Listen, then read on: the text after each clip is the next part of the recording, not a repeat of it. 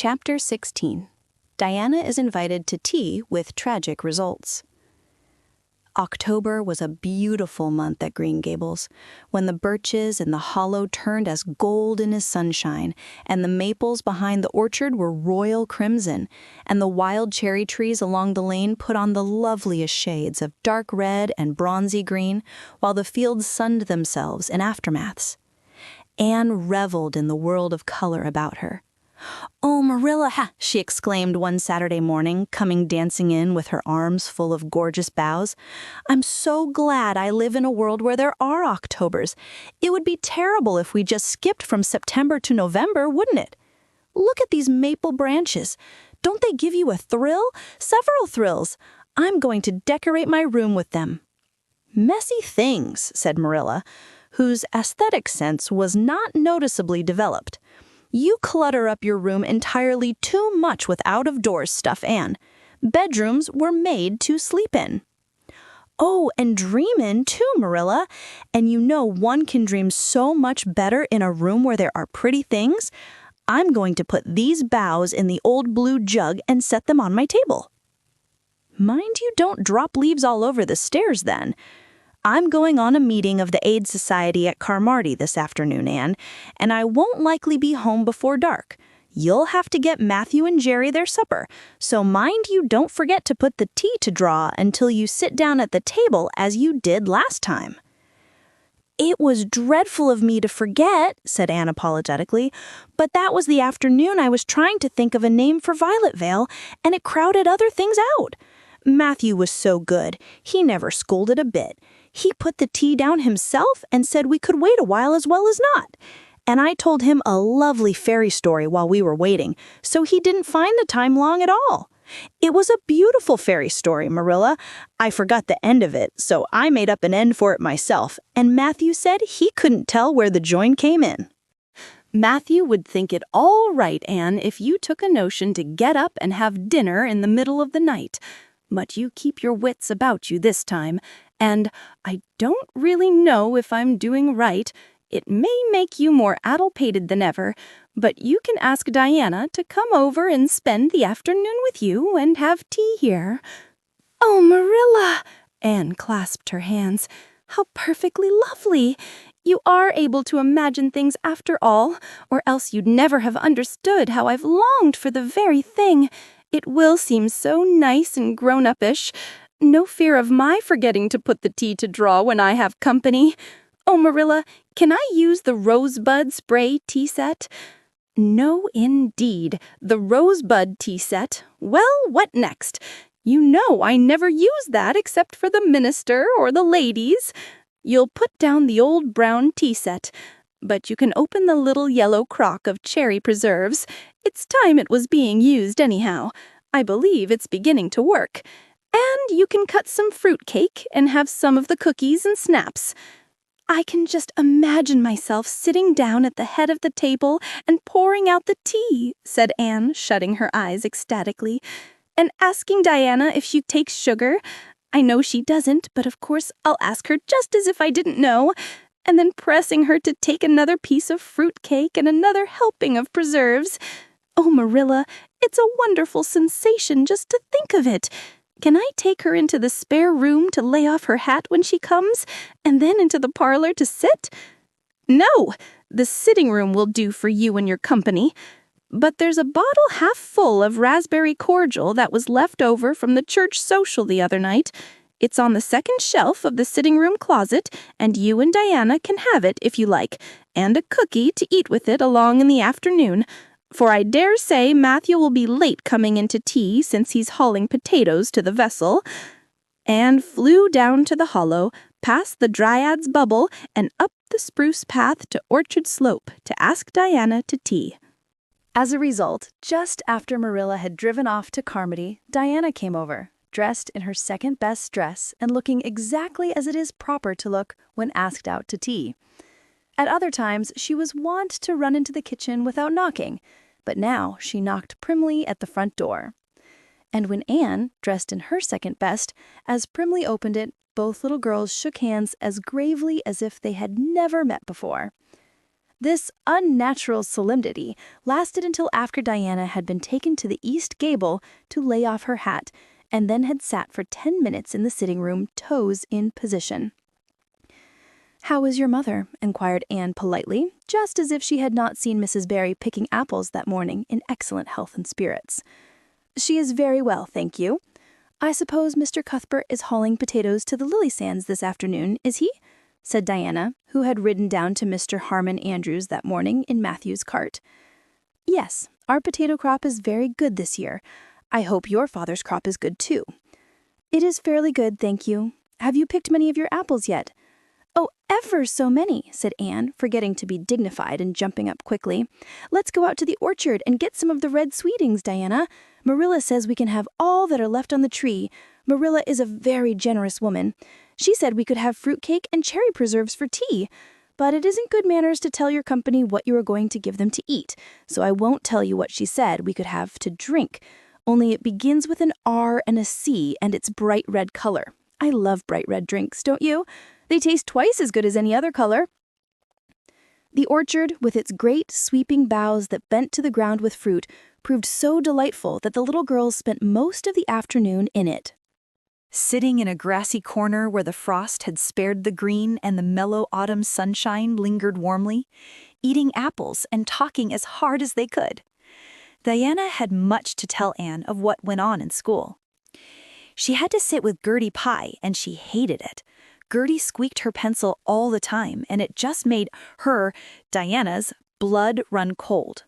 Ruby Gillis had charmed all her warts away, true's you live, with a magic pebble that old Mary Joe from the creek gave her. You had to rub the warts with the pebble and then throw it away over your left shoulder at the time of the new moon, and the warts would all go. Charlie Sloane's name was written up with M. White's on the porch wall, and M. White was awful mad about it. Sam Bolter had sassed Mr. Phillips in class, and Mr. Phillips whipped him, and Sam's father came down to the school and dared Mr. Phillips to lay a hand on one of his children again. And Maddie Andrews had a new red hood and a blue crossover with tassels on it, and the airs she put on about it were perfectly sickening. And Lizzie Wright didn't speak to Mamie Wilson because Mamie Wilson's grown-up sister had cut out Lizzie Wright's grown-up sister with her bow. And everybody missed Anne so and wished she'd come to school again. And Gilbert Blythe? But Anne didn't want to hear about Gilbert Blythe. She jumped up hurriedly and said, "Suppose they go in and have some raspberry cordial." Anne looked on the second shelf of the room pantry, but there was no bottle of raspberry cordial there. Search revealed it away back on the top shelf. Anne put it on a tray and set it on the table with a tumbler. "Now please help yourself, Diana," she said politely.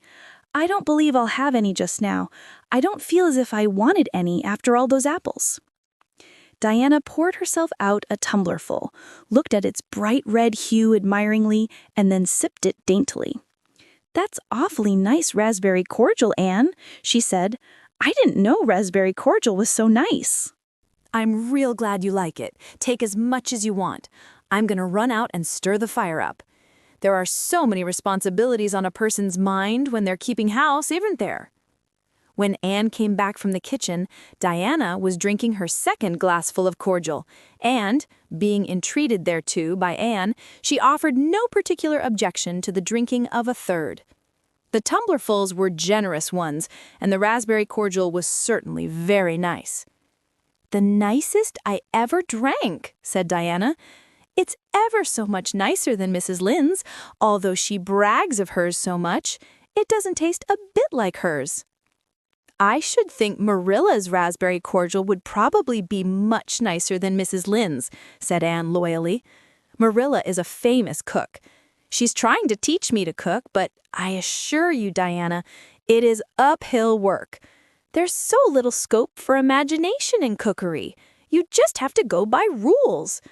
The last time I made a cake, I forgot to put the flour in. I was thinking the loveliest story about you and me, Diana. I thought you were desperately ill with smallpox, and everybody deserted you, but I went boldly to your bedside and nursed you back to life.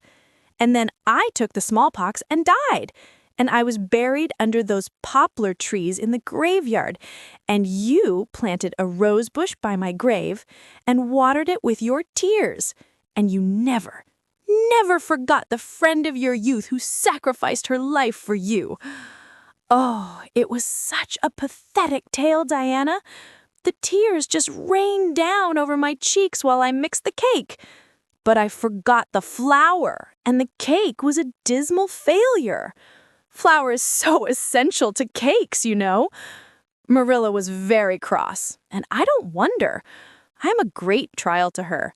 She was terribly mortified about the pudding sauce last week. We had a plum pudding for dinner on Tuesday, and there was half the pudding and a pitcher full of sauce left over.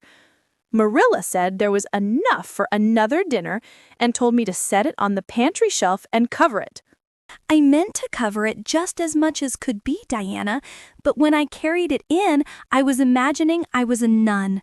Of course, I'm a Protestant, but I imagined I was a Catholic, taking the veil to bury a broken heart in cloistered seclusion, and I forgot all about covering the pudding sauce.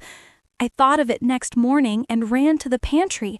Diana, fancy, if you can, my extreme horror at finding a mouse drowned in that pudding sauce. I lifted the mouse out with a spoon and threw it out in the yard, and then I washed the spoon in 3 waters. Marilla was out milking, and I fully intended to ask her when she came in if I'd give the sauce to the pigs. But when she did come in, I was imagining that I was a frost fairy going through the woods, turning the trees red and yellow, whichever they wanted to be.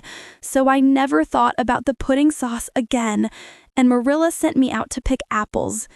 Well, Mr. and Mrs. Chester Ross from Spencervale came here that morning. You know, they're very stylish people, especially Mrs. Chester Ross. When Marilla called me in, dinner was all ready and everybody was at the table. I tried to be as polite and dignified as I could be, for I wanted Mrs. Chester Ross to think I was a ladylike little girl, even if I wasn't pretty. Everything went right until I saw Marilla coming with the plum pudding in one hand and the pitcher of pudding sauce warmed up in the other. Diana, that was a terrible moment.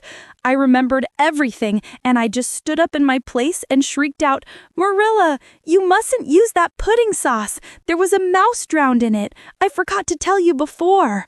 Oh, Diana, I shall never forget that awful moment if I live to be 100.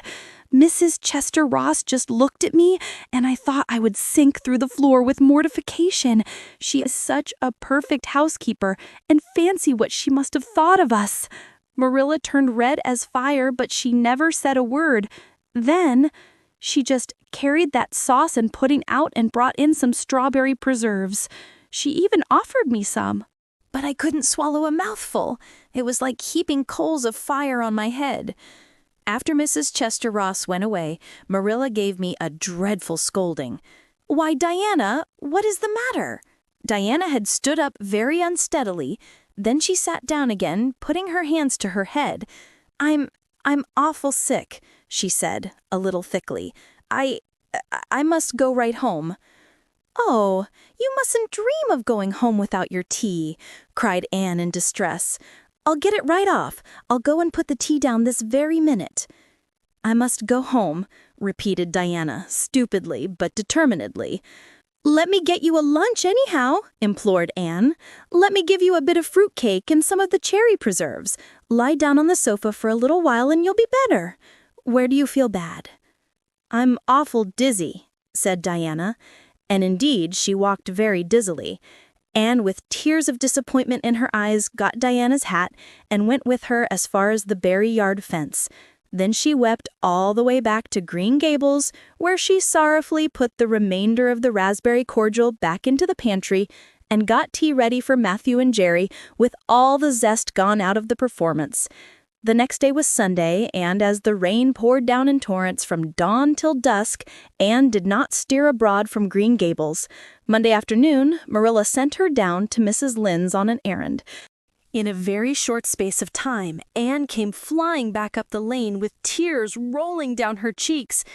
Into the kitchen she dashed and flung herself face downward on the sofa in an agony.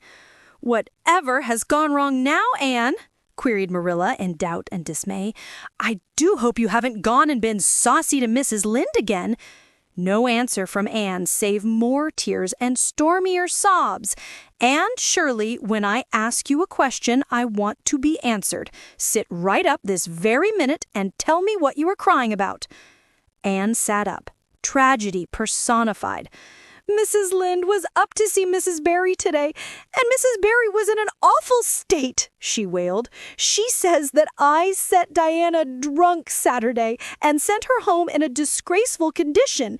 And she says I must be a thoroughly bad, wicked little girl, and she's never going to let Diana play with me again. Oh, Marilla, I'm just overcome with woe." Marilla stared in blank amazement. "Set Diana drunk?" she said when she found her voice.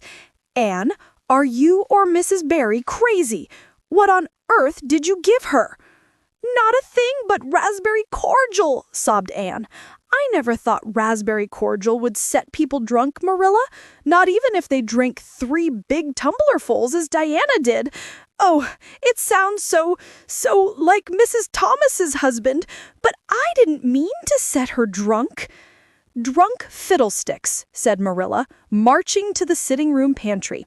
There on the shelf was a bottle which she at once recognized as one containing some of her 3-year-old homemade currant wine, for which she was celebrated in Avonlea, although certain of the stricter sort, Mrs. Barry among them, disapproved strongly of it. And at the same time Marilla recollected that she had put the bottle of raspberry cordial down in the cellar, instead of in the pantry, as she had told Anne. She went back to the kitchen with the wine bottle in her hand. Her face was twitching in spite of herself. "Anne, you certainly have a genius for getting into trouble. You went and gave Diana currant wine instead of raspberry cordial. Didn't you know the difference yourself?" "I never tasted it," said Anne. "I thought it was the cordial. I meant to be so hospitable. Diana got awfully sick and had to go home. Mrs. Barry told Mrs. Lynde she was simply dead drunk. She just laughed silly-like when her mother asked her what was the matter and went to sleep and slept for hours. Her mother smelled her breath and knew she was drunk. She had a fearful headache all day yesterday. Mrs. Barry is so indignant. She will never believe but what I did it on purpose. I should think she would better punish Diana for being so greedy as to drink 3 glassfuls of anything," said Marilla shortly. "Why, 3 of those big glasses would have made her sick even if it had only been cordial. Well, this story will be a nice handle for those folks who are so down on me for making currant wine, although I haven't made any for 3 years. Ever since I found out that the minister didn't approve. I just kept that bottle for sickness. There, child, don't cry. I can't see as you were to blame, although I'm sorry it happened so." "I must cry," said Anne. "My heart is broken. The stars in their courses fight against me, Marilla. Diana and I are parted forever. Oh, Marilla, I little dreamed of this when first we swore our vows of friendship." "Don't be foolish, Anne. Mrs. Barry will think better of it when she finds you're not to blame. I suppose she thinks you've done it for a silly joke or something of that sort. You'd best go up this evening and tell her how it was." "My courage fails me at the thought of facing Diana's injured mother," sighed Anne. "I wish you'd go, Marilla. You're so much more dignified than I am. Likely she'd listen to you quicker than to me." "Well, I will," said Marilla, reflecting that it would probably be the wiser course. "Don't cry any more, Anne. It will be all right." Marilla had changed her mind about it being all right by the time she got back from Orchard Slope. Anne was watching for her coming and flew to the porch door to meet her. "Oh, Marilla, I know by your face that it's been no use," she said sorrowfully. "Mrs. Barry won't forgive me?" Mrs. Barry, indeed, snapped Marilla. Of all the unreasonable women I ever saw, she's the worst. I told her it was all a mistake and you weren't to blame, but she just simply didn't believe me. And she rubbed it well in about my currant wine and how I'd always said it couldn't have the least effect on anybody. I just told her plainly that currant wine wasn't meant to be drunk 3 tumblerfuls at a time, and that if a child I had to do with was so greedy, I'd sober her up with a right good spanking. Marilla whisked into the kitchen, grievously disturbed, leaving a very much distracted little soul in the porch behind her. Presently, Anne stepped out bareheaded into the chill autumn dusk. Very determinedly and steadily she took her way down through the sere clover field, over the log bridge, and up through the spruce grove, lighted by a pale little moon hanging low over the western woods. Mrs. Barry, coming to the door in answer to a timid knock, found a white-lipped, eager-eyed suppliant on the doorstep. Her face hardened. Mrs. Barry was a woman of strong prejudices and dislikes, and her anger was of the cold, sullen sort, which is always hardest to overcome. To do her justice, she really believed Anne had made Diana drunk out of sheer malice prepense, and she was honestly anxious to preserve her little daughter from the contamination of further intimacy with such a child. "What do you want?" she said stiffly. Anne clasped her hands.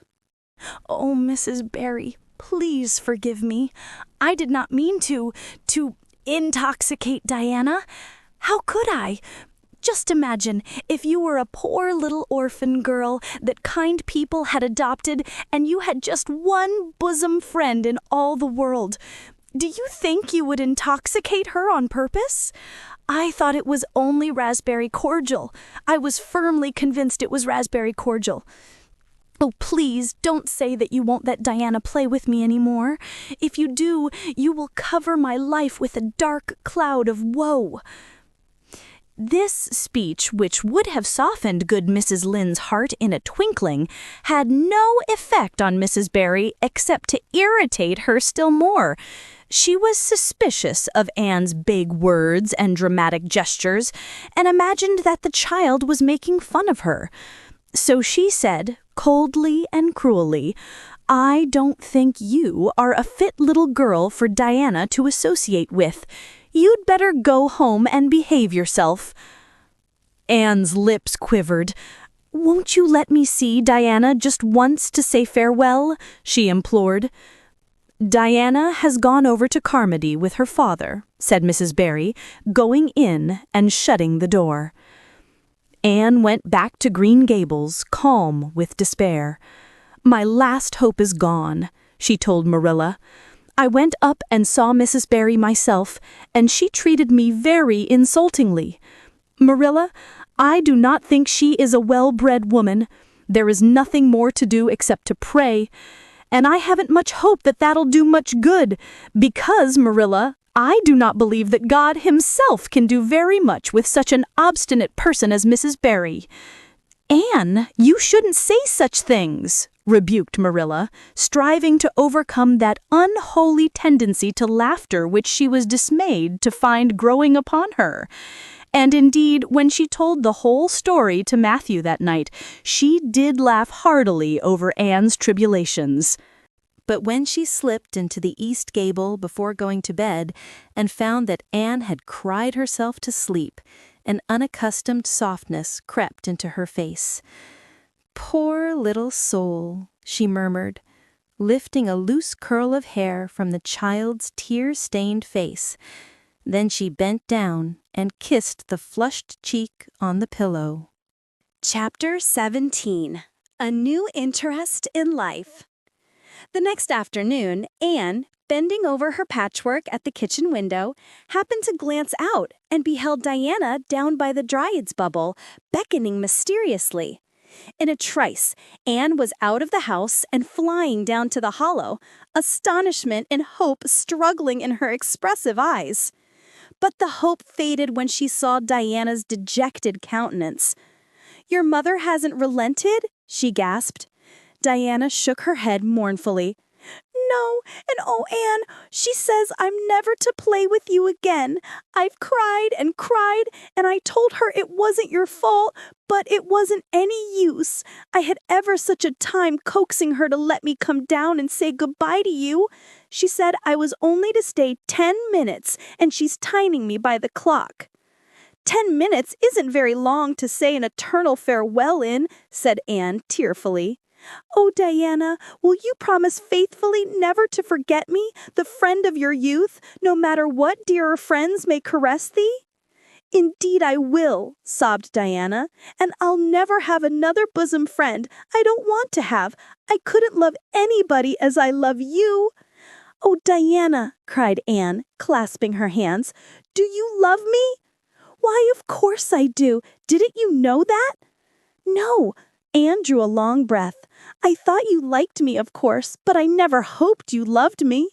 Why, Diana, I didn't think anybody could love me. Nobody ever has loved me since I can remember. Oh, this is wonderful. It's a ray of light which will forever shine on the darkness of a path severed from thee, Diana. Oh, just say it once again.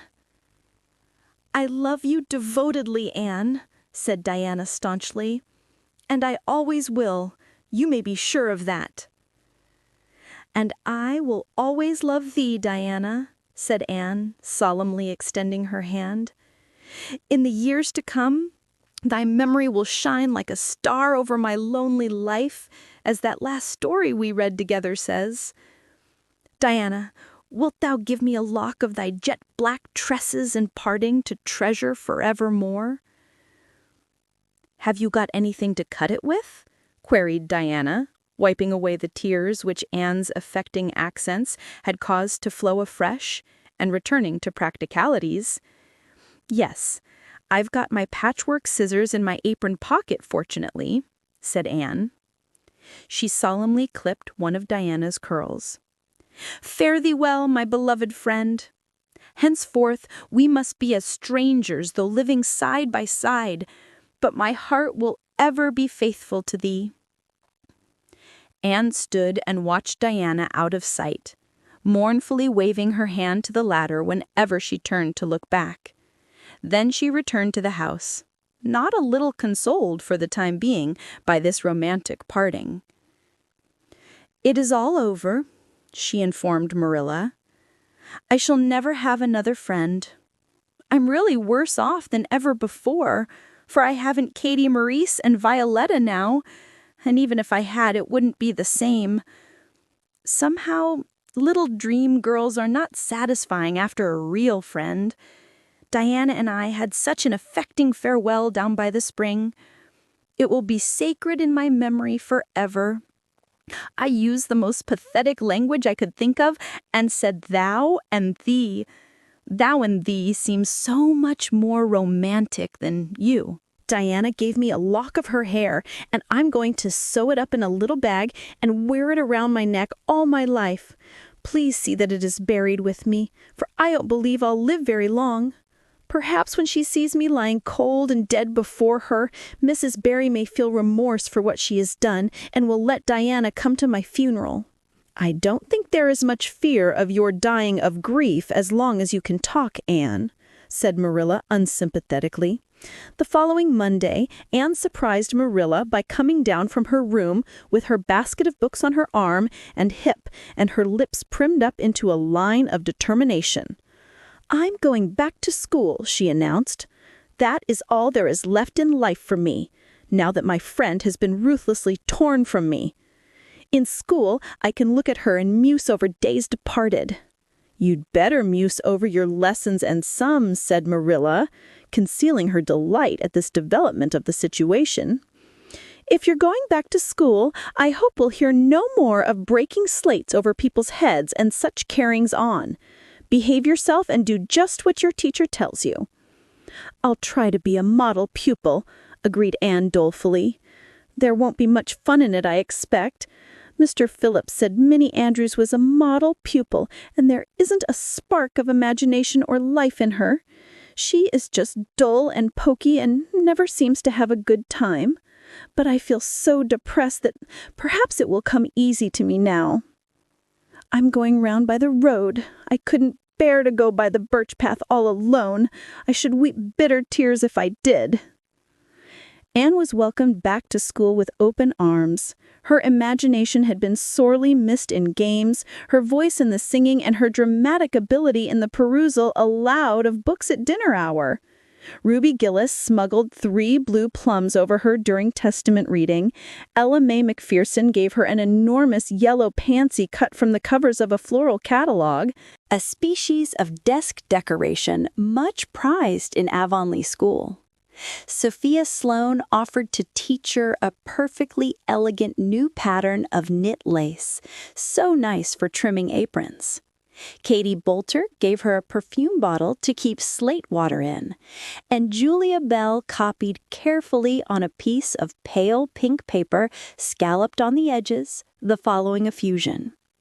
To Anne, when twilight drops her curtain down and pins it with a star, remember that you have a friend, though she may wander far. It's so nice to be appreciated, sighed Anne rapturously to Marilla that night. The girls were not the only scholars who appreciated her. When Anne went to her seat after dinner hour, she had been told by Mr. Phillips to sit with the model Minnie Andrews. She found on her desk a big, luscious strawberry apple.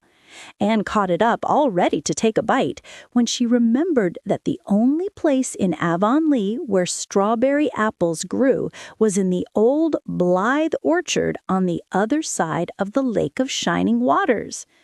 Anne dropped the apple as if it were a red-hot coal and ostentatiously wiped her fingers on her handkerchief. The apple lay untouched on her desk until the next morning, when little Timothy Andrews, who swept the school and kindled the fire, annexed it as one of his perquisites.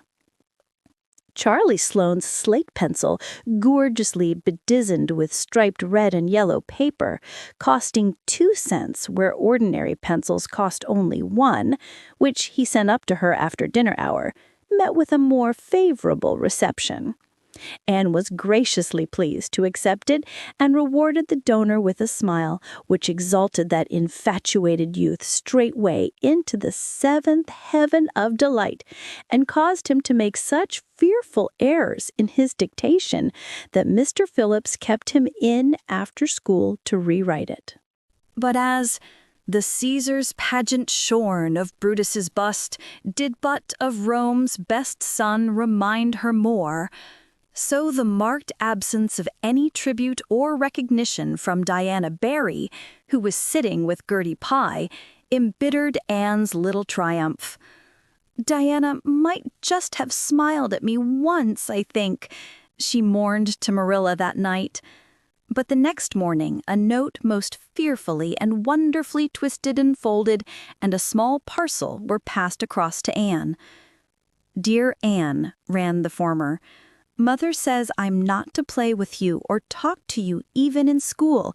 It isn't my fault, and don't be cross at me, because I love you as much as ever. I miss you awfully to tell all my secrets to, and I don't like Gertie Pye one bit. I made you one of the new bookmarkers out of red tissue paper. They are awfully fashionable now, and only 3 girls in school know how to make them. When you look at it, remember your true friend, Diana Barry." Anne read the note, kissed the bookmark, and dispatched a prompt reply back to the other side of the school. "My own darling Diana, of course I am not cross at you because you have to obey your mother. Our spirits can commune. I shall keep your lovely present forever. Minnie Andrews is a very nice little girl, although she has no imagination, but after having been Diana's bosom friend, I cannot be Minnie's. Please excuse mistakes because my spelling isn't very good yet, although much improved. Yours until death us do part, Anne or Cordelia Shirley. P.S. I shall sleep with your letter under my pillow tonight. A or C.S." Marilla pessimistically expected more trouble since Anne had again begun to go to school, but none developed. Perhaps Anne caught something of the model spirits from Minnie Andrews. At least she got on very well with Mr. Phillips thenceforth. She flung herself into her studies, heart and soul, determined not to be outdone in any class by Gilbert Blythe. The rivalry between them was soon apparent. It was entirely good-natured on Gilbert's side, but it is much to be feared that the same thing cannot be said of Anne, who had certainly an unpraiseworthy tenacity for holding grudges.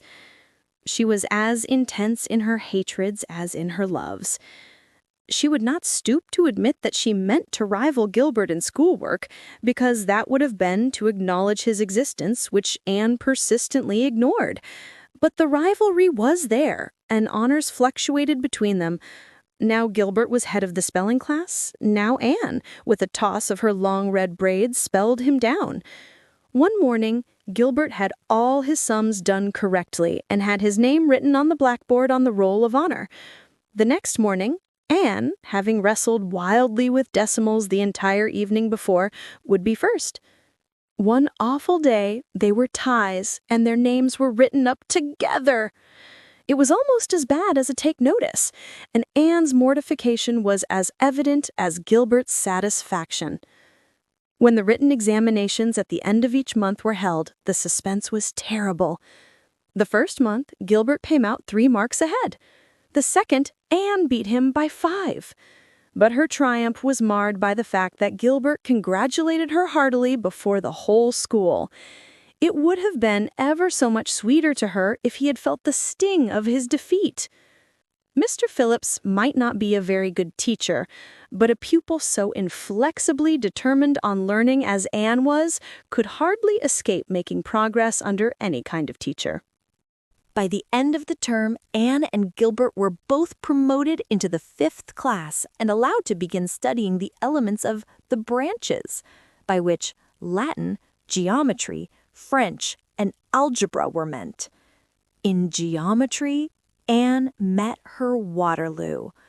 "It's perfectly awful stuff, Marilla," she groaned. "I'm sure I'll never be able to make head or tail of it. There was no scope for imagination in it at all. Mr. Phillips says I'm the worst dunce he ever saw at it. And some of the others are so smart at it. It is extremely mortifying, Marilla. Even Diana gets along better than I do. But I don't mind being beaten by Diana. Even although we meet as strangers now, I still love her with an inextinguishable love. It makes me very sad at times to think about her. But really, Marilla, one can't stay sad very long in such an interesting world, can one?" Chapter 18. Anne to the Rescue. All things great are wound up with all things little. At first glance, it might not seem that the decision of a certain Canadian premier to include Prince Edward Island in a political tour could have much or anything to do with the fortunes of little Anne Shirley at Green Gables. But it had. It was in January the premier came to address his loyal supporters and such of his non-supporters as chose to be present at the monster mass meeting held in Charlottetown. Most of the Avonlea people were on the premier's side of politics. Hence, on the night of the meeting, nearly all the men and a goodly proportion of the women had gone to town 30 miles away. Mrs. Rachel Lynde had gone too. Mrs. Rachel Lynde was a red-hot politician and couldn't have believed that the political rally could be carried through without her, although she was on the opposite side of politics. So she went to town and took her husband, Thomas would be useful in looking after the horse, and Marilla Cuthbert with her. Marilla had a sneaking interest in politics herself, and as she thought it might be her only chance to see a real live premier, she promptly took it, leaving Anne and Matthew to keep house until her return the following day. Hence, while Marilla and Mrs. Rachel were enjoying themselves hugely at the mass meeting, Anne and Matthew had the cheerful kitchen at Green Gables all to themselves. A bright fire was glowing in the old-fashioned Waterloo stove, and blue-white frost crystals were shining on the window panes. Matthew natted over a farmer's advocate on the sofa, and Anne at the table studied her lessons with grim determination, despite sundry wistful glances at the clock shelf, where lay a new book that Jane Andrews had lent her that day. Jane had assured her that it was warranted to produce any number of thrills, or words to that effect, and Anne's fingers tingled to reach out for it. But that would mean Gilbert Blythe's triumph on the morrow. Anne turned her back on the clock shelf and tried to imagine it wasn't there. Matthew, did you ever study geometry when you went to school? Well now, no, I didn't, said Matthew, coming out of his doze with a start. I wish you had, sighed Anne, because then you'd be able to sympathize with me. You can't sympathize properly if you've never studied it. It is casting a cloud over my whole life. I'm such a dunce at it, Matthew. Well now, I don't know, said Matthew soothingly. I guess you're all right at anything. Mr. Phillips told me last week in Blair's store at Carmody that she was the smartest scholar in school and was making rapid progress. Rapid progress was his very words.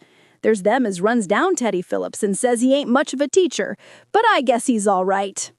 Matthew would have thought anyone who praised Anne was all right. I'm sure I'd get on better with geometry if only he wouldn't change the letters, complained Anne. I learned the proposition off by heart, and then he draws it on the blackboard and puts different letters from what are in the book, and I get all mixed up. I don't think a teacher should take such a mean advantage, do you? We're studying agriculture now, and I found out at last what makes the roads red. It's a great comfort. I wonder how Marilla and Mrs. Lynde are enjoying themselves. Mrs. Lynde says Canada is going to the dogs the way things are being run at Ottawa, and that it's an awful warning to the electors. She says if women were allowed to vote, we would soon see a blessed change. What way do you vote, Matthew? Conservative, said Matthew promptly. To vote conservative was part of Matthew's religion. Then I'm conservative too, said Anne decidedly. I'm glad because some of the boys in school are grits. I guess Mr. Phillips is a grit too because Prissy Andrews's father is one, and Ruby Gillis says that when a man is courting, he always has to agree with the girl's mother in religion and her father in politics. Is that true, Matthew? Well, now I dunno, said Matthew. Did you ever go courting, Matthew? Well, now, no. I dunno as I ever did, said Matthew, who had certainly never thought of such a thing in his whole existence. Anne reflected with her chin in her hands. It must be rather interesting, don't you think, Matthew? Ruby Gillis says when she grows up, she's going to have ever so many bows on the string and have them all crazy about her. But I think that would be too exciting. I'd rather have just one in his right mind. But Ruby Gillis knows a great deal about such matters because she has so many big sisters. And Mrs. Lynde says the Gillis girls have gone off like hotcakes. Mr. Phillips goes up to see Prissy Andrews nearly every evening. He says it is to help her with her lessons, but Miranda Sloane is studying for Queen's too, and I should think she needed help a lot more than Prissy because she's ever so much stupider, but he never goes to help her in the evenings at all. There are a great many things in this world that I can't understand very well, Matthew. Well now, I don't know as I comprehend them all myself, acknowledged Matthew. Well, I suppose I must finish up my lessons. I won't allow myself to open that new book Jane lent me until I'm through. But it's a terrible temptation, Matthew. Even when I turn my back on it, I can see it there, just as plain. Jane said she cried herself sick over it. I love a book that makes me cry. But I think I'll carry that book into the sitting room and lock it in the jam closet and give you the key. And you must not give it to me, Matthew, until my lessons are done. Not even if I implore you on my bended knees. It's all very well to say resist temptation, but it's ever so much easier to resist it if you can't get the key. And then shall I run down the cellar and get some russets, Matthew? Wouldn't you like some russets? Well now, I don't know but what I would, said Matthew, who never ate russets, but knew Anne's weakness for them. Just as Anne emerged triumphantly from the cellar with her plate full of russets, came the sound of flying footsteps on the icy boardwalk outside, and the next moment the kitchen door was flung open, and in rushed Diana Barry, white-faced and breathless, with a shawl wrapped hastily around her head. Anne promptly let go of her candle and plate in her surprise, and plate, candle, and apples crashed together down the cellar ladder and were found at the bottom, embedded in melted grease, the next day by Marilla, who gathered them up and thanked mercy the house hadn't been set on fire. "Whatever is the matter, Diana?" cried Anne. "Has your mother relented at last?" "Oh, Anne, do come quick," implored Diana nervously. "Minnie May is awful sick. She's got croup. Young Mary Joe says, and Father and Mother are away to town, and there's nobody to go for the doctor. Minnie May is awful bad, and young Mary Joe doesn't know what to do. And, oh, Anne, I'm so scared." Matthew, without a word, reached out for cap and coat, slipped past Diana and away into the darkness of the yard. "He's gone to harness the sorrel mare to go to Carmody for the doctor," said Anne, who was hurrying on hood and jacket. "I know it as well as if he'd said so. Matthew and I are such kindred spirits. I can read his thoughts without words at all." "I don't believe he'll find the doctor at Carmody," sobbed Diana. "I know that Dr. Blair went to town, and I guess Dr. Spencer would go too. Young Mary Joe never saw anybody with croup, and Mrs. Lynde is away. Oh, Anne—" "Don't cry, Di," said Anne cheerily. "I know exactly what to do for croup. You forget that Mrs. Hammond had twins 3 times. When you look after 3 pairs of twins, you naturally get a lot of experience. They all had croup regularly. Just wait till I get the ipecac bottle. You mayn't have any at your house. Come on now." The 2 little girls hastened out hand in hand and hurried through Lover's Lane and across the crusted field beyond, for the snow was too deep to go by the shorter woodway. Anne, although sincerely sorry for Minnie May, was far from being insensible to the romance of the situation and to the sweetness of once more sharing that romance with a kindred spirit. The night was clear and frosty, all ebony of shadow and silver of snowy slope. Big stars were shining over the silent fields. Here and there, the dark-pointed firs stood up, with snow powdering their branches, and the wind whistling through them.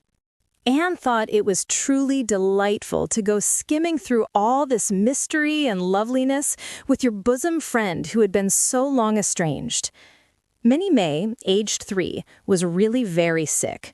She lay on the kitchen sofa, feverish and restless, while her hoarse breathing could be heard all over the house.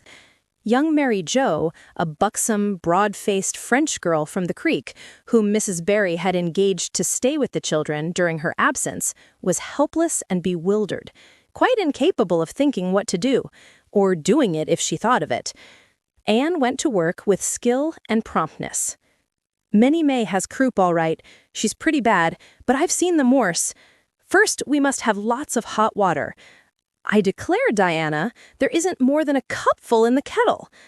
There, I've filled it up, and Mary Joe, you may put some wood in the stove.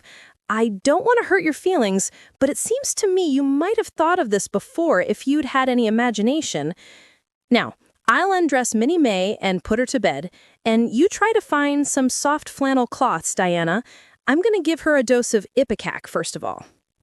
Minnie May did not take kindly to the ipecac, but Anne had not brought up 3 pairs of twins for nothing.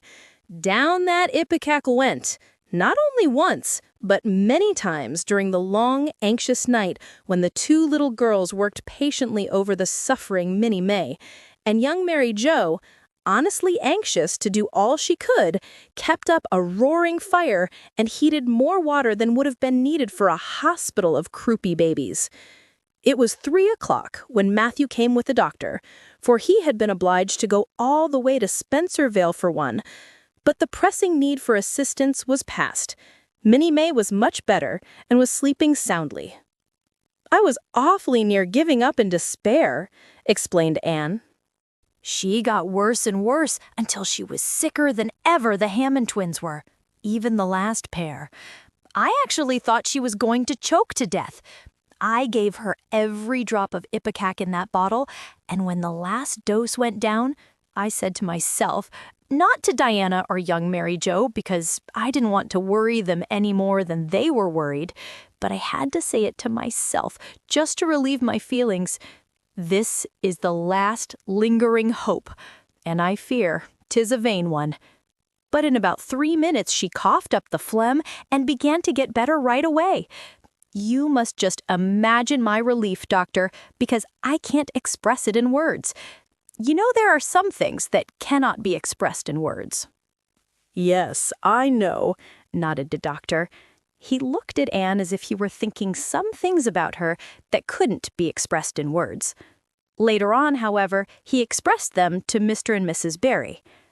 That little red-headed girl they have over at Cuthbert's is as smart as they make 'em. I tell you, she saved that baby's life, for it would have been too late by the time I got there. She seems to have a skill and presence of mind perfectly wonderful in a child of her age. I never saw anything like the eyes of her when she was explaining the case to me. Anne had gone home in the wonderful, white-frosted winter morning, heavy-eyed from loss of sleep, but still talking unweariedly to Matthew as they crossed the long white field and walked under the glittering fairy arch of the Lover's Lane maples. Oh, Matthew, isn't it a wonderful morning? The world looks like something God had just imagined for his own pleasure, doesn't it? Those trees look as if I could blow them away with a breath. Poof! I'm so glad I live in a world where there are white frosts. Aren't you? I'm so glad Mrs. Hammond had 3 pairs of twins after all. If she hadn't, I mightn't have known what to do for Minnie May. I'm real sorry I was ever cross with Mrs. Hammond for having twins. But, oh, Matthew, I'm so sleepy. I can't go to school. I just know I couldn't keep my eyes open, and I'd be so stupid. But I hate to stay home. For Gil, some of the others will get head of the class, and it's so hard to get up again. Although, of course, the harder it is, the more satisfaction you have when you do get up, haven't you? Well now, I guess you'll manage all right, said Matthew, looking at Anne's white little face and the dark shadows under her eyes. You just go right to bed and have a good sleep. I'll do all the chores. Anne accordingly went to bed and slept so long and soundly that it was well on in the white and rosy winter afternoon when she awoke, and descended to the kitchen, where Marilla, who had arrived home in the meantime, was sitting knitting. "Oh, did you see the premiere?" exclaimed Anne at once. "What did he look like, Marilla?" "Well, he never got to be premier on account of his looks. Such a nose as that man had. But he can speak. I was proud of being a conservative. Rachel Lynde, of course, being a liberal, had no use for him. Your dinner is in the oven, Anne, and you can get yourself some blue plum preserve out of the pantry. I guess you're hungry. Matthew has been telling me about last night. I must say it was fortunate you knew what to do. I wouldn't have had any idea myself, for I never saw a case of croup. Now then, never mind talking till you've had your dinner. I can tell by the look of you that you're just full up with speeches, but they'll keep." Marilla had something to tell Anne, but she did not tell it just then, for she knew if she did, Anne's consequent excitement would lift her clear out of the region of such material matters as appetite or dinner.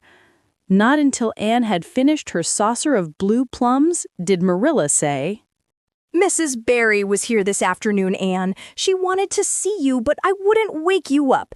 She says you saved Minnie May's life, and she's very sorry she acted as she did in that affair of the currant wine. She says she knows now you didn't mean to set Diana drunk, and she hopes you'll forgive her and be good friends with Diana again. You're to go over this evening if you like, for Diana can't stir outside the door on account of a bad cold she caught last night. Now, Anne Shirley, for pity's sake, don't fly up into the air." The warning seemed not unnecessary. So uplifted and aerial was Anne's expression and attitude as she sprang to her feet, her face irradiated with the flame of her spirit. "Oh, Marilla, can I go right now, without washing my dishes? I'll wash them when I come back, but I cannot tie myself down to anything so unromantic as dishwashing at this thrilling moment." "Yes, yes, run along," said Marilla indulgently. "Anne Shirley, are you crazy? Come back this instant and put something on you." "I might as well call to the wind. She's gone without a cap or wrap. Look at her tearing through the orchard with her hair streaming. It'll be a mercy if she doesn't catch her death of cold." Anne came dancing home in the purple winter twilight across the snowy places. Afar in the southwest was the great shimmering pearl-like sparkle of an evening star in a sky that was pale golden, and ethereal rose over gleaming white spaces and dark glens of spruce. The tinkles of sleigh bells among the snowy hills came like elfin chimes through the frosty air, but their music was not sweeter than the song in Anne's heart and on her lips. "You see before you a perfectly happy person, Marilla. I'm perfectly happy. Yes, in spite of my red hair. Just at present, I have a soul above red hair. Mrs. Barry kissed me and cried and said she was so sorry and she could never repay me." I felt fearfully embarrassed, Marilla, but I just said as politely as I could, "I have no hard feelings for you, Mrs. Barry. I assure you once for all that I did not mean to intoxicate Diana, and henceforth I shall cover the past with the mantle of oblivion." That was a pretty dignified way of speaking, wasn't it, Marilla? I felt that I was heaping coals of fire on Mrs. Barry's head, and Diana and I had a lovely afternoon. Diana showed me a new fancy crochet stitch her aunt over at Carmody taught her. Not a soul in Avonlea knows it but us, and we pledged a solemn vow never to reveal it to anyone else. Diana gave me a beautiful card with a wreath of roses on it and a verse of poetry.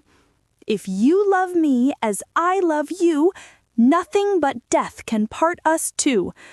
And that is true, Marilla. We're going to ask Mr. Phillips to let us sit together in school again, and Gertie Pye can go with Minnie Andrews. We had an elegant tea. Mrs. Barry had the very best china set out, Marilla, just as if I was real company. I can't tell you what a thrill it gave me. Nobody ever used their very best china on my account before. And we had fruit cake and pound cake and donuts and 2 kinds of preserves, Marilla.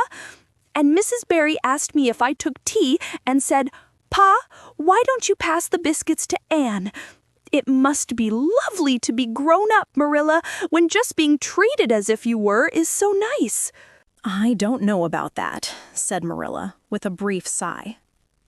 "Well, anyway, when I am grown up," said Anne decidedly, "I'm always going to talk to little girls as if they were too, and I'll never laugh when they use big words.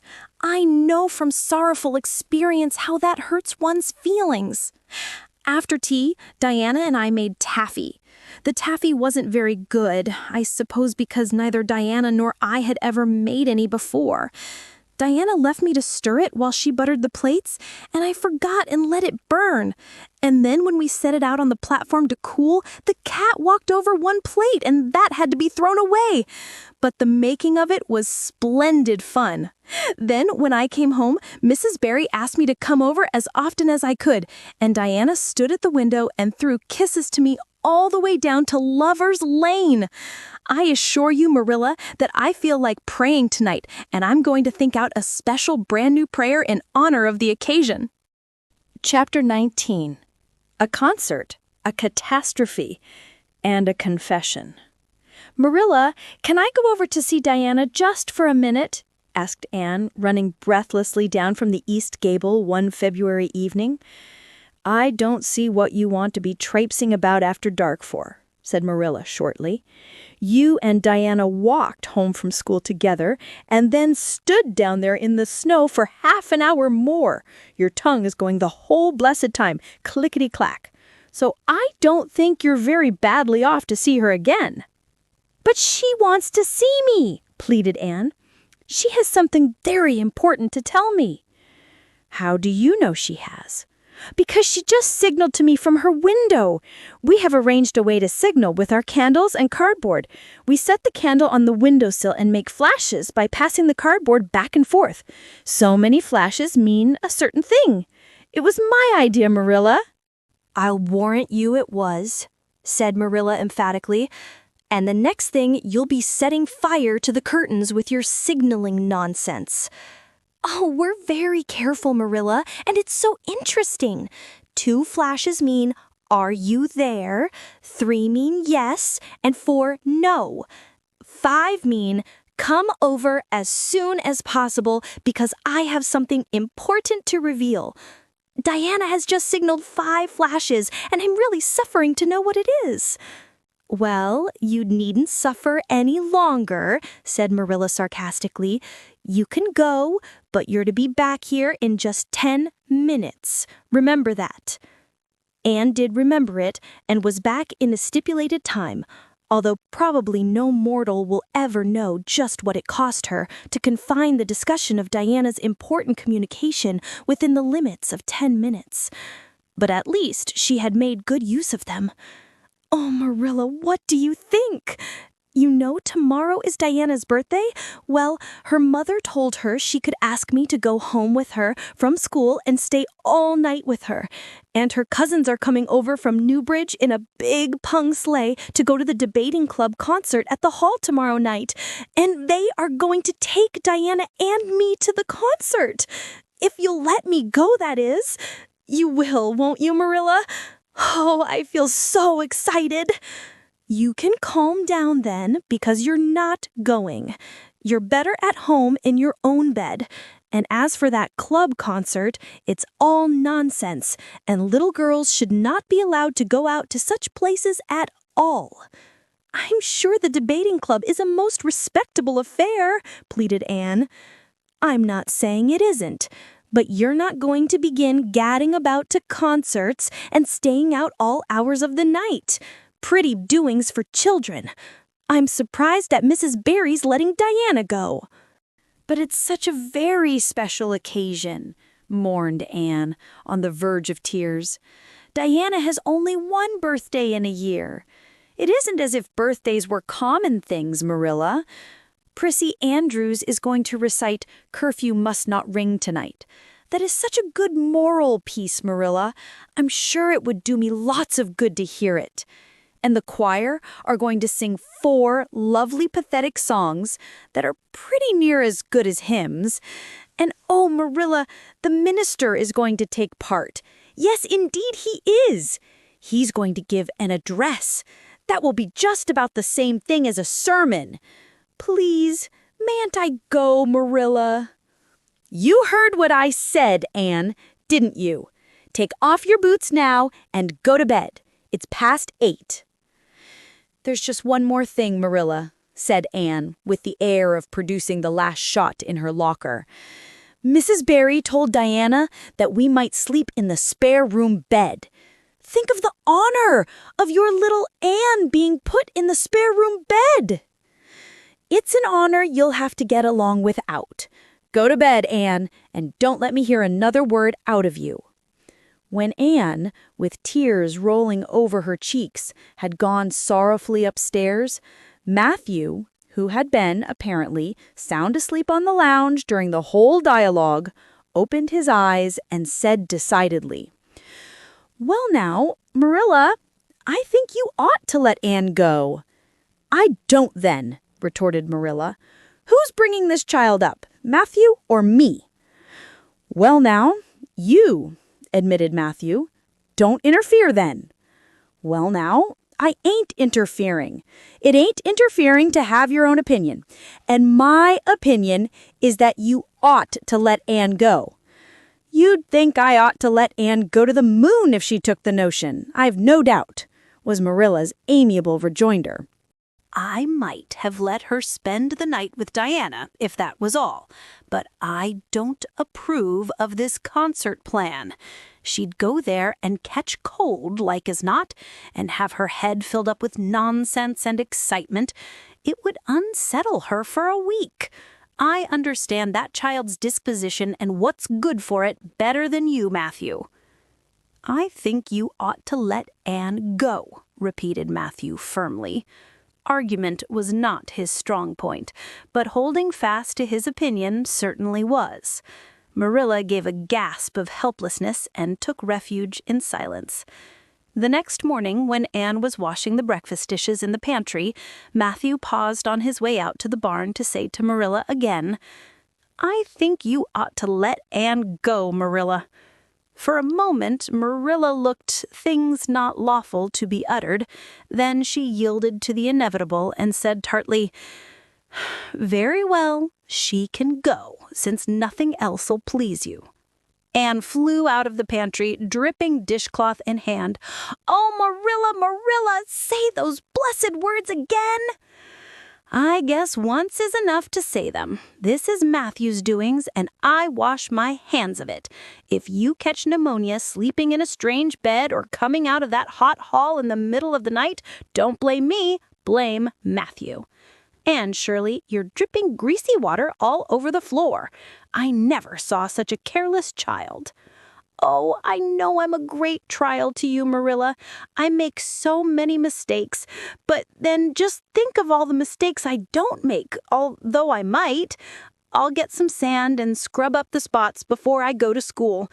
Oh, Marilla, my heart was just set on going to that concert. I never was to a concert in my life, and when the other girls talk about them in school, I feel so out of it." You didn't know just how I felt about it, but you see, Matthew did. Matthew understands me, and it's so nice to be understood, Marilla. Anne was too excited to do herself justice as to lessons that morning in school. Gilbert Blythe spelled her down in class and left her clear out of sight in mental arithmetic. Anne's consequent humiliation was less than it might have been, however, in view of the concert and the spare room bed. She and Diana talked so constantly about it all day that with a stricter teacher than Mr. Phillips, dire disgrace must inevitably have been their portion. Anne felt that she could not have borne it if she had not been going to the concert, for nothing else was discussed that day in school. The Avonlea Debating Club, which met fortnightly all winter, had had several smaller free entertainments, but this was to be a big affair. Admission 10 cents in aid of the library. The Avonlea young people had been practicing for weeks, and all the scholars were especially interested in it by reason of older brothers and sisters who were going to take part. Everybody in school over 9 years of age expected to go, except Carrie Sloane, whose father shared Marilla's opinions about small girls going out to night concerts. Carrie Sloane cried into her grammar all the afternoon and felt that life was not worth living. For Anne, the real excitement began with the dismissal of school and increased therefrom in crescendo until it reached to a crash of positive ecstasy in the concert itself. They had a perfectly elegant tea, and then came the delicious occupation of dressing in Diana's little room upstairs. Diana did Anne's front hair in the new pompadour style, and Anne tied Diana's bows with the especial knack she possessed. And they experimented with at least half a dozen different ways of arranging their back hair.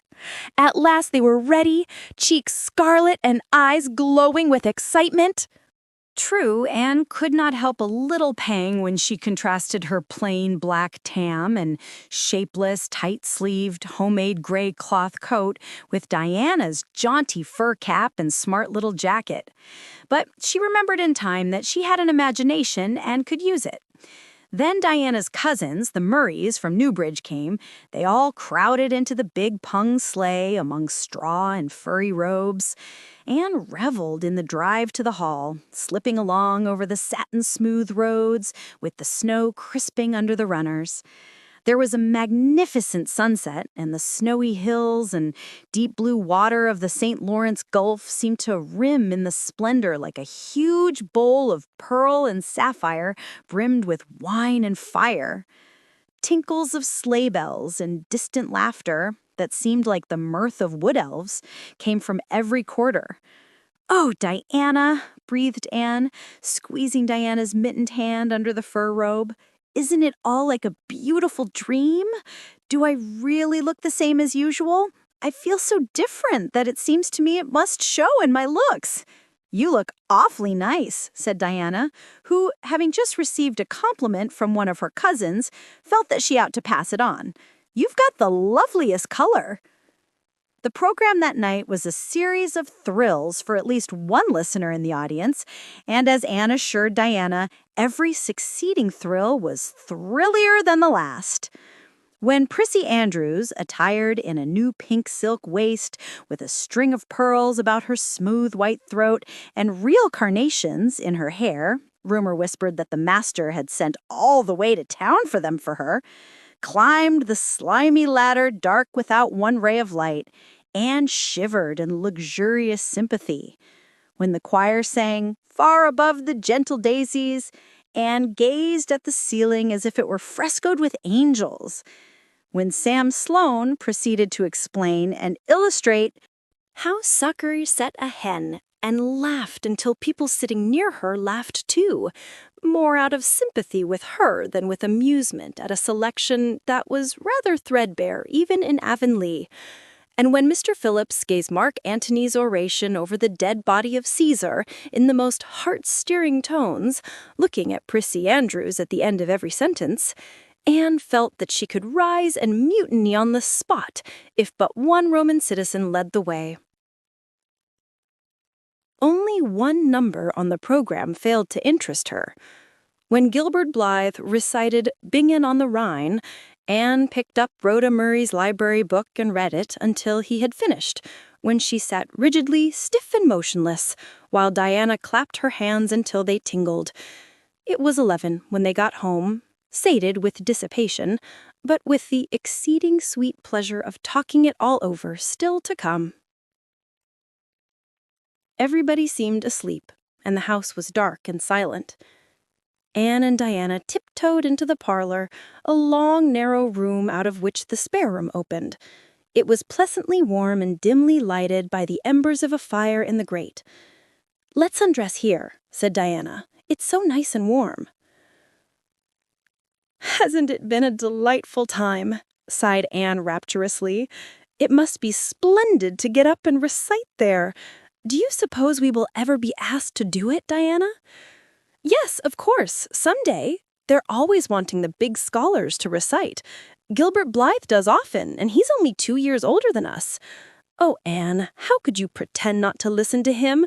When he came to the line, 'There's another, not a sister,' he looked right down at you." "Diana," said Anne with dignity, "you are my bosom friend, but I cannot allow even you to speak to me of that person. Are you ready for bed? Let's run a race and see who'll get to the bed first." The suggestion appealed to Diana.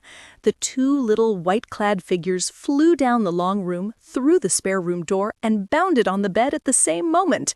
And then something moved beneath them. There was a gasp and a cry, and somebody said in muffled accents, "Merciful goodness." Anne and Diana were never able to tell just how they got off that bed and out of the room. They only knew that after one frantic rush, they found themselves tiptoeing shiveringly upstairs. "Oh, who was it? What was it?" whispered Anne, her teeth chattering with cold and fright. "It was Aunt Josephine," said Diana, gasping with laughter. "Oh, Anne, it was Aunt Josephine, however she came to be there. Oh, and I know she will be furious. It's dreadful. It's really dreadful. But did you ever know anything so funny, Anne?" "Who is your Aunt Josephine?" "She's Father's aunt, and she lives in Charlottetown. She's awfully old, 70 anyhow, and I don't believe she was ever a little girl. We were expecting her out for a visit, but not so soon. She's awfully prim and proper, and she'll scold dreadfully about this, I know. Well, we'll have to sleep with Minnie May, and you can't think how she kicks." Miss Josephine Barry did not appear at the early breakfast the next morning. Mrs. Barry smiled kindly at the 2 little girls. Did you have a good time last night? I tried to stay awake until you came home, for I wanted to tell you Aunt Josephine had come and that you would have to go upstairs after all. But I was so tired I fell asleep. I hope you didn't disturb your aunt, Diana." Diana preserved a discreet silence, but she and Anne exchanged furtive smiles of guilty amusement across the table. Anne hurried home after breakfast, and so remained in blissful ignorance of the disturbance which presently resulted in the Barry household until the late afternoon, when she went down to Mrs. Lynde's on an errand for Marilla. "So you and Diana nearly frightened Miss Barry to death last night?" said Mrs. Lynde severely, but with a twinkle in her eye. "Mrs. Barry was here a few minutes ago on her way to Carmody. She's feeling real worried over it. Old Miss Barry was in a terrible temper when she got up this morning, and Josephine Barry's temper is no joke, I can tell you that. She wouldn't speak to Diana at all." "It wasn't Diana's fault," said Anne contritely. "It was mine. I suggested racing to see who would get into bed first." "I knew it," said Mrs. Lynde, with the exultation of a correct guesser. "I knew that idea came from your head. Well, it's made a nice lot of trouble, that's what. Old Miss Barry came out to stay for a month, but she declares she won't stay another day and is going right back to town tomorrow, Sunday and all as it is. She'd have gone today if they could have taken her. She had promised to pay for a quarter's music lessons for Diana, but now she is determined to do nothing at all for such a tomboy. Oh, I guess they had a lively time of it there this morning. The Barrys must feel cut up. Old Miss Barry is rich, and they'd like to keep on the good side of her. Of course, Mrs. Barry didn't say just that to me, but I'm a pretty good judge of human nature, that's what." "I'm such an unlucky girl," mourned Anne. "I'm always getting into scrapes myself and getting my best friends, people I'd shed my heart's blood for, into them too. Can you tell me why it is so, Mrs. Lynde?" "It's because you're too heedless and impulsive, child, that's what. You never stop to think. Whatever comes into your head to say or do, you say or do it without a moment's reflection." "Oh, but that's the best of it," protested Anne. "Something just flashes into your mind, so exciting, and you must out with it. If you stop to think it over, you spoil it all. Haven't you never felt that yourself, Mrs. Lynde?" No, Mrs. Lynde had not. She shook her head sagely. "You must learn to think a little, Anne, that's what. The proverb you need to go by is look before you leap, especially into spare-room beds." Mrs. Lynde laughed comfortably over her mild joke, but Anne remained pensive. She saw nothing to laugh at in the situation, which to her eyes appeared very serious. When she left Mrs. Lynde's, she took her way across the crusted fields to Orchard Slope. Diana met her at the kitchen door. "Your Aunt Josephine was very cross about it, wasn't she?" whispered Anne. "Yes," answered Diana, stifling a giggle with an apprehensive glance over her shoulder at the closed sitting-room door. "She was fairly dancing with rage, Anne. Oh, how she scolded! She said I was the worst-behaved girl she ever saw, and that my parents ought to be ashamed of the way they had brought me up. She says she won't stay, and I'm sure I don't care, but Father and Mother do." "Why didn't you tell them it was my fault?" demanded Anne. "It's likely I'd do such a thing, isn't it?" said Diana with just scorn.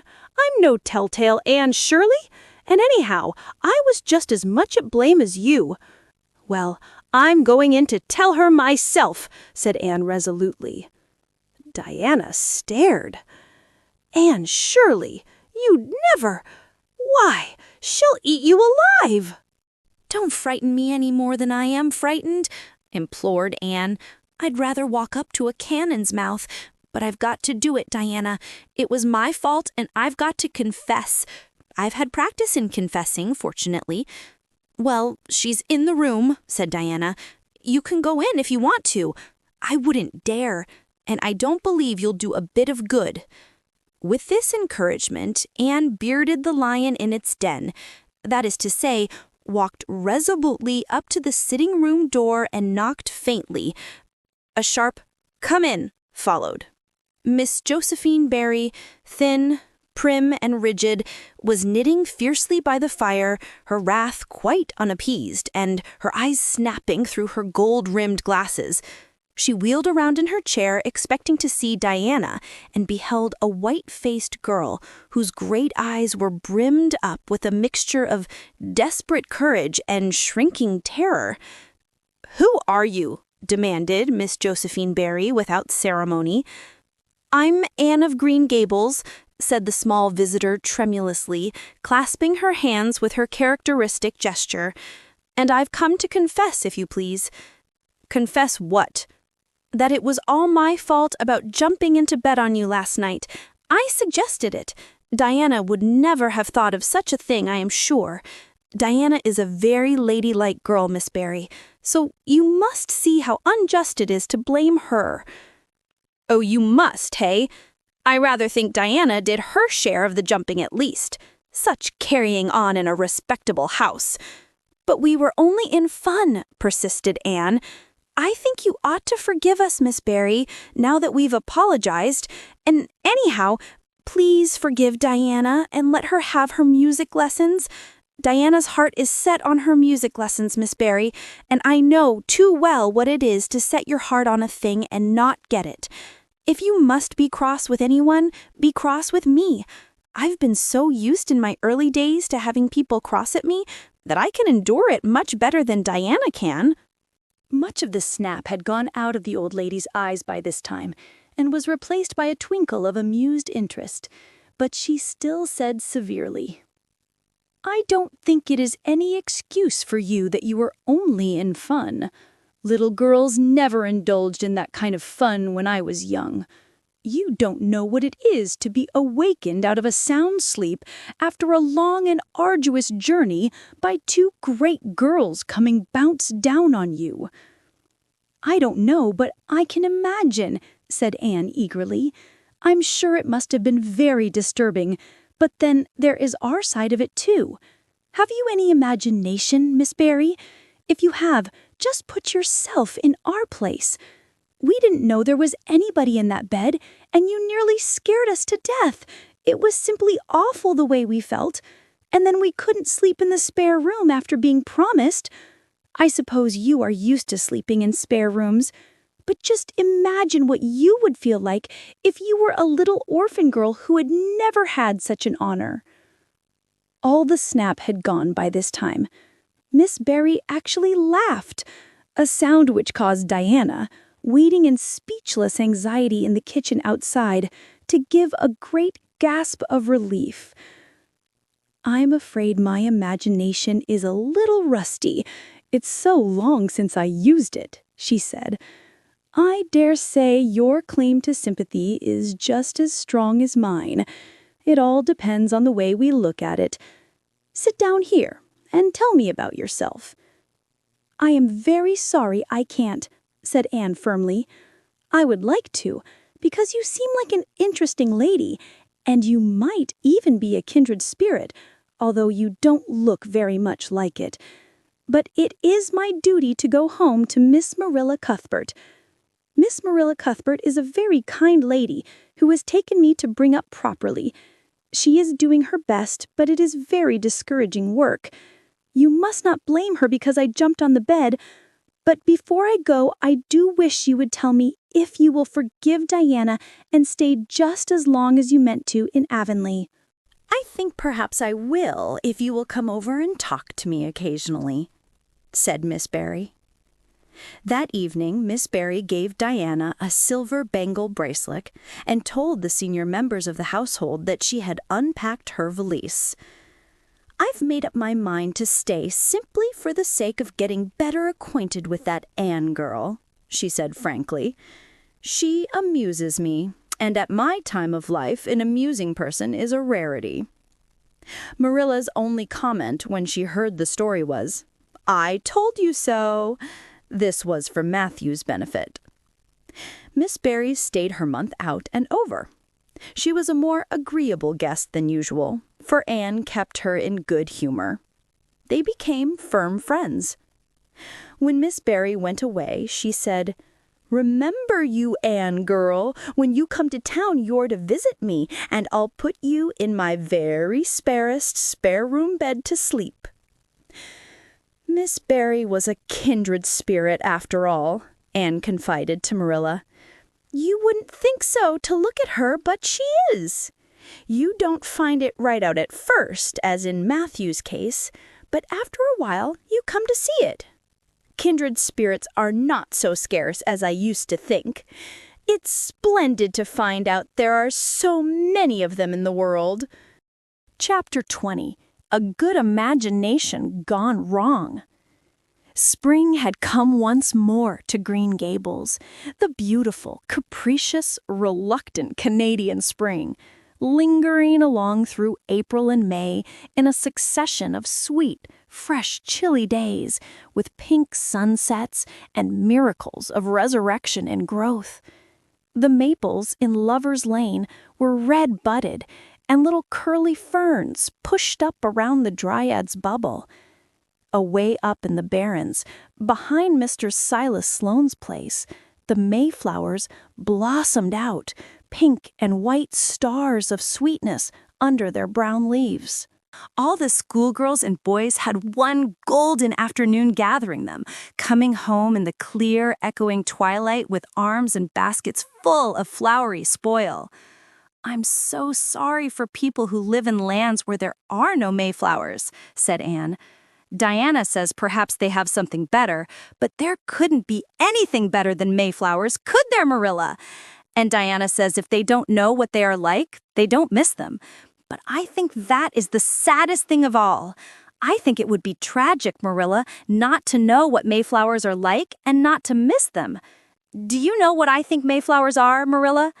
I think they must be the souls of the flowers that died last summer, and this is their heaven. But we had a splendid time today, Marilla. We had our lunch down in a big mossy hollow by an old well. Such a romantic spot. Charlie Sloane dared Artie Gillis to jump over it, and Artie did because he wouldn't take a dare. Nobody would in school. It is very fashionable to dare. Mr. Phillips gave all the mayflowers he found to Prissy Andrews, and I heard him say sweets to the sweet. He got that out of a book, I know, but it shows he has some imagination. I was offered some mayflowers too, but I rejected them with scorn. I can't tell you the person's name because I have vowed never to let it cross my lips. We made wreaths of the mayflowers and put them on our hats. And when the time came to go home, we marched in procession down the road, 2 by 2, with our bouquets and wreaths, singing "My Home on the Hill." Oh, it was so thrilling, Marilla. All Mr. Silas Sloane's folks rushed out to see us, and everybody we met on the road stopped and stared after us. We made a real sensation.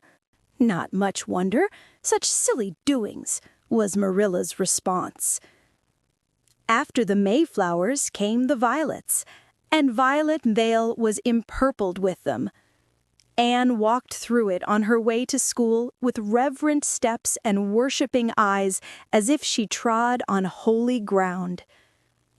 "Somehow," she told Diana, "when I'm going through here, I don't really care whether anybody gets ahead of me in class or not. But when I'm up in school, it's all different, and I care as much as ever. There's such a lot of different Annes in me.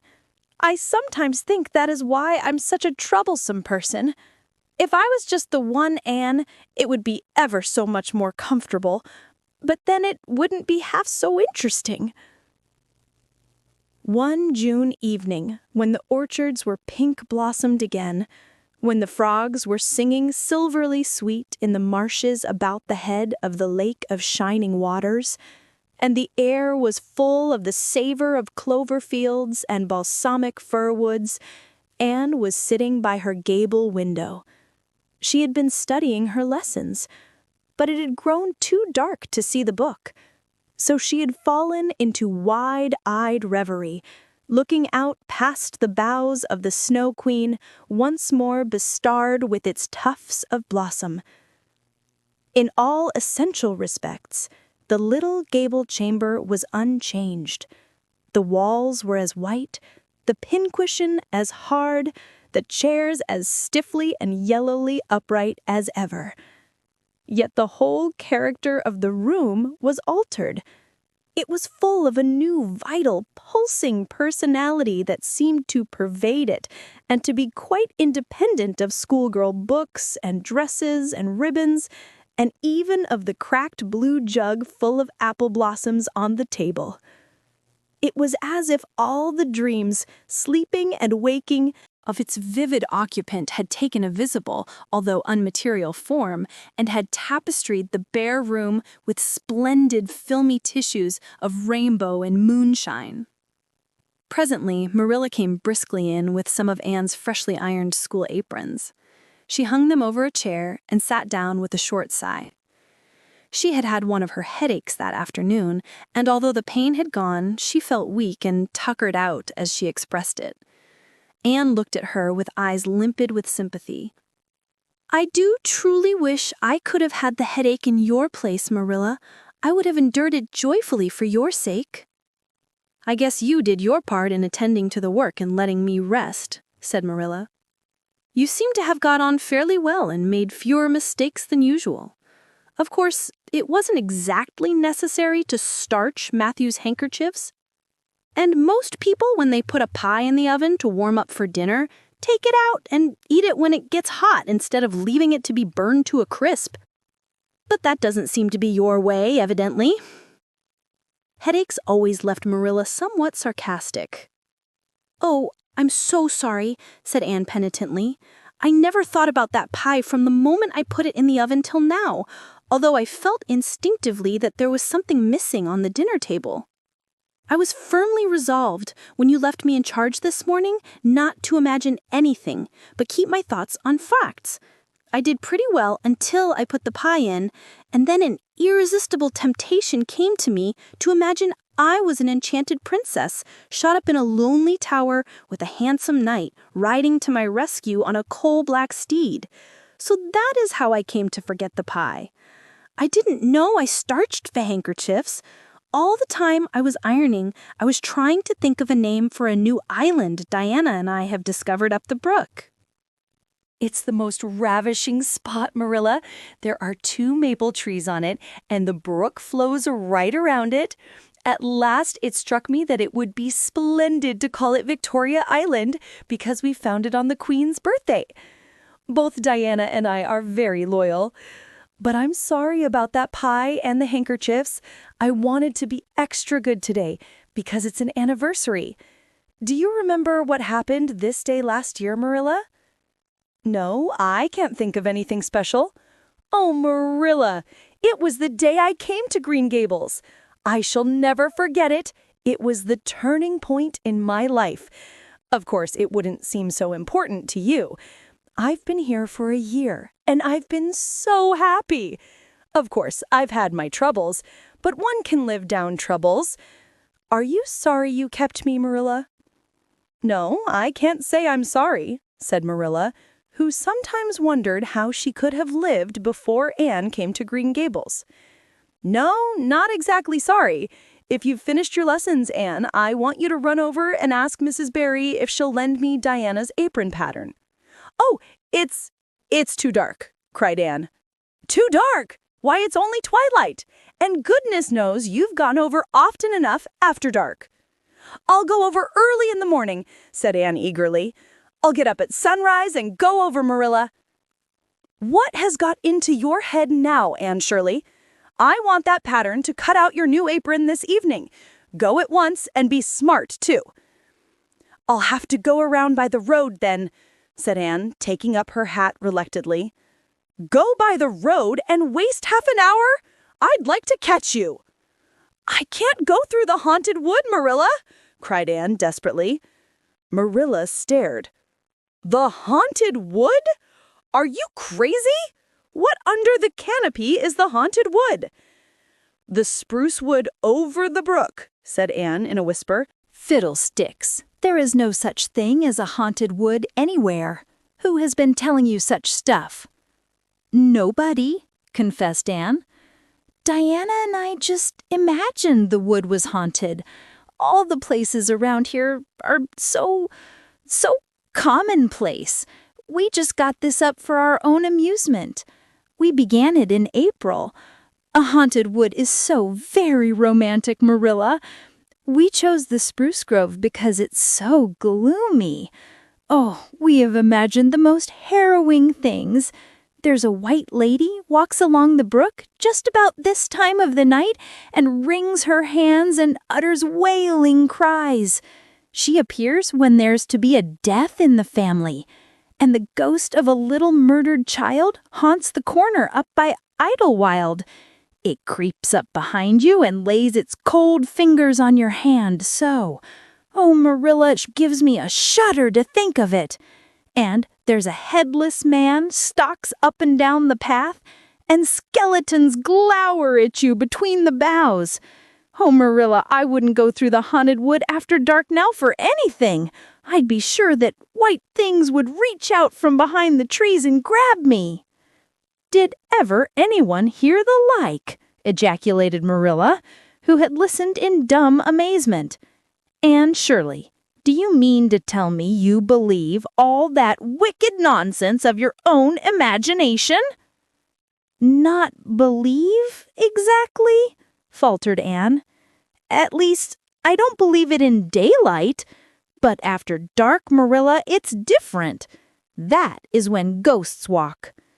There are no such things as ghosts, Anne. Oh, but there are, Marilla, cried Anne eagerly. I know people who have seen them, and they are respectable people. Charlie Sloane says that his grandmother saw his grandfather driving home the cows one night after he'd been buried for a year. You know Charlie Sloane's grandmother wouldn't tell a story for anything.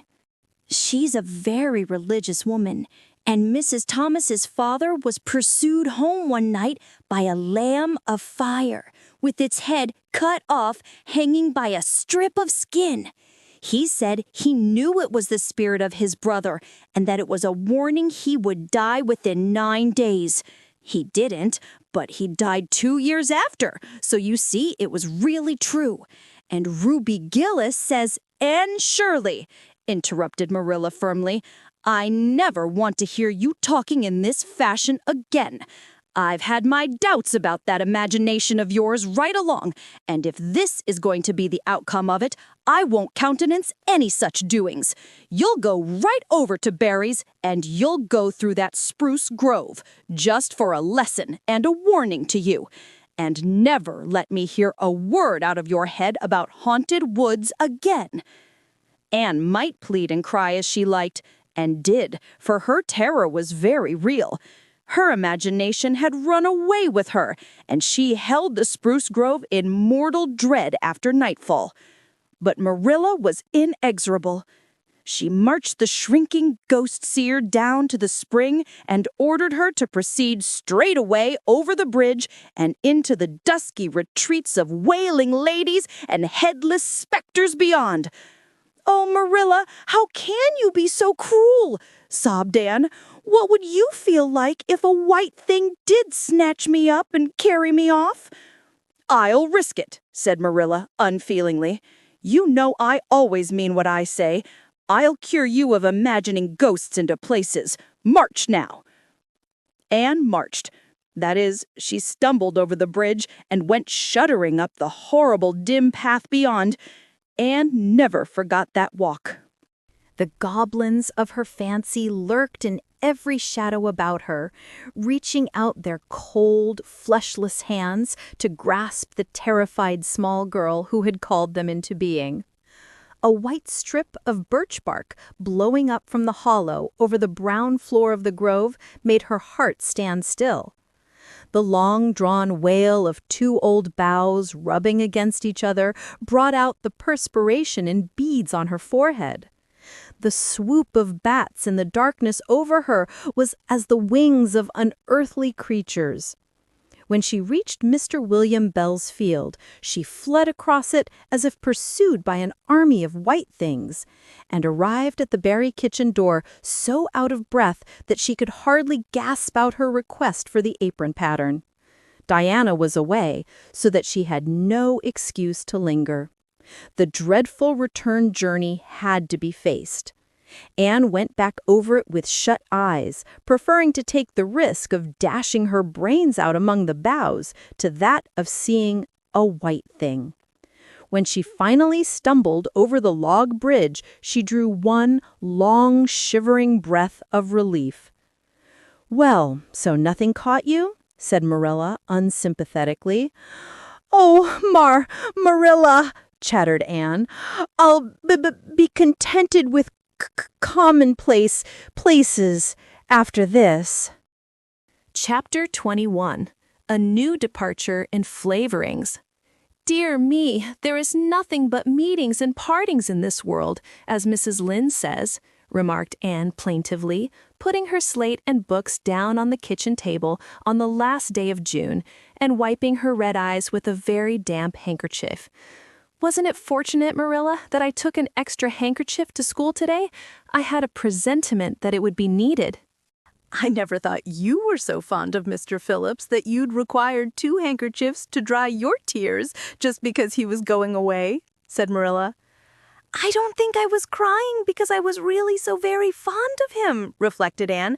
I just cried because all the others did. It was Ruby Gillis started it. Ruby Gillis has always declared she hated Mr. Phillips, but just as soon as he got up to make his farewell speech, she burst into tears. Then all the girls began to cry, one after the other. I tried to hold out, Marilla. I tried to remember the time Mr. Phillips made me sit with a boy, and the time he spelled my name without an E on the blackboard, and how he said I was the worst dunce he ever saw at geometry and laughed at my spelling, and all the times he had been so horrid and sarcastic, but somehow I couldn't, Marilla, and I just had to cry too. Jane Andrews has been talking for a month about how glad she'd be when Mr. Phillips went away, and she declared she'd never shed a tear. Well, she was worse than any of us and had to borrow a handkerchief from her brother. Of course, the boys didn't cry because she hadn't brought one of her own, not expecting to need it. Oh, Marilla, it was heartrending. Mr. Phillips made such a beautiful farewell speech, beginning, "The time has come for us to part." It was very affecting, and he had tears in his eyes too, Marilla. Oh, I felt dreadfully sorry and remorseful for all the times I'd talked in school and drawn pictures of him on my slate and made fun of him and Prissy. I can tell you, I wished I'd been a model pupil like Minnie Andrews. She hadn't anything on her conscience. The girls cried all the way home from school. Carrie Sloane kept saying every few minutes, "The time has come for us to part," and that would start us off again whenever we were in any danger of cheering up. I do feel dreadfully sad, Marilla, but one can't feel quite in the depths of despair with 2 months' vacation before them, can they, Marilla? And besides, we met the new minister and his wife coming from the station. For all I was feeling so bad about Mr. Phillips going away, I couldn't help taking a little interest in a new minister, could I? His wife is very pretty. Not exactly regally lovely, of course. It wouldn't do, I suppose, for a minister to have a regally lovely wife, because it might set a bad example. Mrs. Lynde says the minister's wife over at Newbridge sets a very bad example because she dresses so fashionably. Our new minister's wife was dressed in blue muslin with lovely puffed sleeves and a hat trimmed with roses. Jane Andrews said she thought puffed sleeves were too worldly for a minister's wife. But I didn't make any such uncharitable remark, Marilla, because I know what it is to long for puffed sleeves. Besides, she's only been a minister's wife for a little while, so one should make allowances, shouldn't they? They are going to board with Mrs. Lynde until the manse is ready. If Marilla, in going down to Mrs. Lynde's that evening, was actuated by any motive save her avowed one of returning the quilting frames she had borrowed the preceding winter, it was an amiable weakness shared by most of the Avonlea people. Many a thing Mrs. Lynde had lent, sometimes never expecting to see it again, came home that night in charge of the borrowers thereof. A new minister, and moreover, a minister with a wife, was a lawful object of curiosity in a quiet little country settlement where sensations were few and far between. Old Mr. Bentley, the minister whom Anne had found lacking in imagination, had been pastor of Avonlea for 18 years. He was a widower when he came, and a widower he remained, despite the fact that gossip regularly married him to this, that, or the other one every year of his sojourn. In the preceding February, he had resigned his charge and departed amid the regrets of his people, most of whom had the affection born of long intercourse for their good old minister, in spite of his shortcomings as an orator. Since then, the Avonlea Church had enjoyed a variety of religious dissipation in listening to the many and various candidates and supplies who came Sunday after Sunday to preach on trial. These stood or fell by the judgment of the fathers and mothers in Israel. But a certain small red-haired girl who sat meekly in the corner of the old Cuthbert pew also had her opinions about them, and discussed the same in full with Matthew, Marilla always declining, from principle, to criticize ministers in any shape or form. "I don't think Mr. Smith would have done, Matthew," was Anne's final summing up. "Mrs. Lynde says his delivery was so poor, but I think his worst fault was just like Mr. Bentley's. He had no imagination. And Mr. Terry had too much. He let it run away with him, just as I did mine in the matter of the haunted wood. Besides, Mrs. Lynde says his theology wasn't sound. Mr. Gresham was a very good man, and a very religious man, but he told too many funny stories, and made the people laugh in church. He was undignified, and you must have some dignity about a minister, mustn't you, Matthew?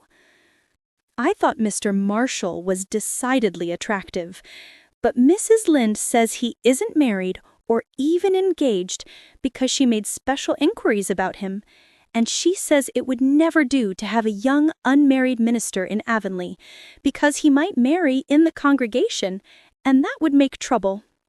Mrs. Lynde is a very far-seeing woman, isn't she, Matthew? I'm very glad they've called Mr. Allen. I liked him because his sermon was interesting, and he prayed as if he meant it, and not just as if he did it because he was in the habit of it.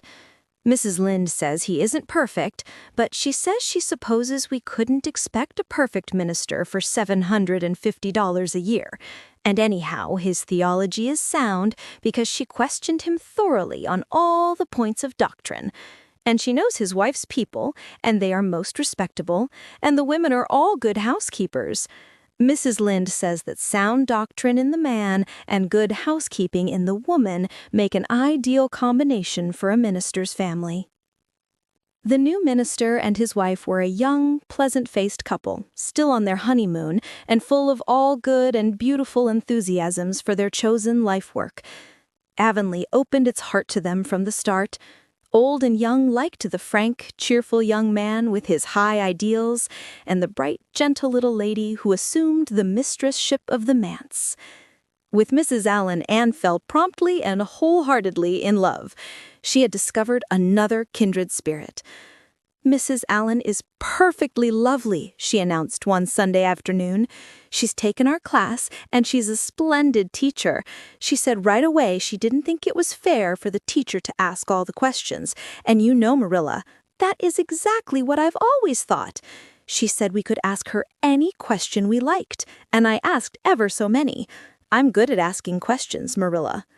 "I believe you," was Marilla's emphatic comment. Nobody else asked any except Ruby Gillis, and she asked if there was to be a Sunday school picnic this summer. I didn't think that was a very proper question to ask because it hadn't any connection with the lesson. The lesson was about Daniel in the lion's den. But Mrs. Allen just smiled and said she thought there would be. Mrs. Allen has a lovely smile. She has such exquisite dimples in her cheeks. I wish I had dimples in my cheeks, Marilla. I'm not half so skinny as I was when I came here, but I have no dimples yet. If I had, perhaps I could influence people for good. Mrs. Allen said we ought always to try to influence other people for good. She talked so nice about everything. I never knew before that religion was such a cheerful thing. I always thought it was kind of melancholy, but Mrs. Allen's isn't, and I'd like to be a Christian if I could be one like her. I wouldn't want to be one like Mr. Superintendent Bell. "It's very naughty of you to speak so about Mr. Bell," said Marilla severely. "Mr. Bell is a real good man." "Oh, of course he's good," agreed Anne, "but he doesn't seem to get any comfort out of it. If I could be good, I'd dance and sing all day because I was glad of it. I suppose Mrs. Allen is too old to dance and sing, and of course it wouldn't be dignified in a minister's wife. But I can just feel she's glad she's a Christian, and that she'd be one even if she could get to heaven without it." "I suppose we must have Mr. and Mrs. Allen up to tea some day soon," said Marilla reflectively. "They've been most everywhere but here. Let me see. Next Wednesday would be a good time to have them. But don't say a word to Matthew about it, for if he knew they were coming, he'd find some excuse to be away that day. He'd got so used to Mr. Bentley he didn't mind him, but he's going to find it hard to get acquainted with a new minister, and a new minister's wife will frighten him to death." "I'll be as secret as the dead," assured Anne. But oh, Marilla, will you let me make a cake for the occasion? I'd love to do something for Mrs. Allen, and you know I can make a pretty good cake by this time." "You can make a layer cake," promised Marilla. Monday and Tuesday, great preparations went on at Green Gables. Having the minister and his wife to tea was a serious and important undertaking, and Marilla was determined not to be eclipsed by any of the Avonlea housekeepers. Anne was wild with excitement and delight. She talked it all over with Diana Tuesday night in the twilight as they sat on the big red stones by the Dryad's bubble and made rainbows in the water with little twigs dipped in fir balsam. "Everything is ready, Diana, except my cake, which I'm to make in the morning, and the baking powder biscuits, which Marilla will make just before tea time. I assure you, Diana, that Marilla and I have had a busy 2 days of it. It's such a responsibility having a minister's family to tea. I never went through such an experience before. You should just see our pantry. It's a sight to behold. We're going to have jellied chicken and cold tongue. We're to have 2 kinds of jelly, red and yellow, and whipped cream and lemon pie and cherry pie, and 3 kinds of cookies and fruit cake, and Marilla's famous yellow plum preserves that she keeps especially for ministers, and pound cake and layer cake, and biscuits, as aforesaid, and new bread and old both, in case the minister is dyspeptic and can't eat new. Mrs. Lynde says ministers are dyspeptic, but I don't think Mr. Allen has been a minister long enough for it to have had a bad effect on him. I just grow cold when I think of my layer cake. Oh, Diana, what if it shouldn't be good? I dreamed last night that I was chased all around by a fearful goblin with a big layer cake for a head." "It'll be good, all right," assured Diana, who was a very comfortable sort of friend. I'm sure that piece of the one you made that we had for lunch in Idlewild 2 weeks ago was perfectly elegant." "Yes, but cakes have such a terrible habit of turning out bad just when you especially want them to be good," sighed Anne, setting a particularly well balsam twig afloat. "However, I suppose I shall just have to trust to Providence and be careful to put in the flour. Oh, look, Diana, what a lovely rainbow! Do you suppose the Dryad will come out after we go away and take it for a scarf?" "You know there is no such thing as a Dryad," said Diana. Diana's mother had found out about the haunted wood and had been decidedly angry over it. As a result, Diana had abstained from any further imitative flights of imagination and did not think it prudent to cultivate a spirit of belief even in harmless dryads. "But it's so easy to imagine there is," said Anne. "Every night, before I go to bed, I look out of my window and wonder if the Dryad is really sitting here combing her locks with the spring for a mirror. Sometimes I look for her footprints in the dew in the morning. Oh, Diana, don't give up your faith in the Dryad." Wednesday morning came. Anne got up at sunrise because she was too excited to sleep.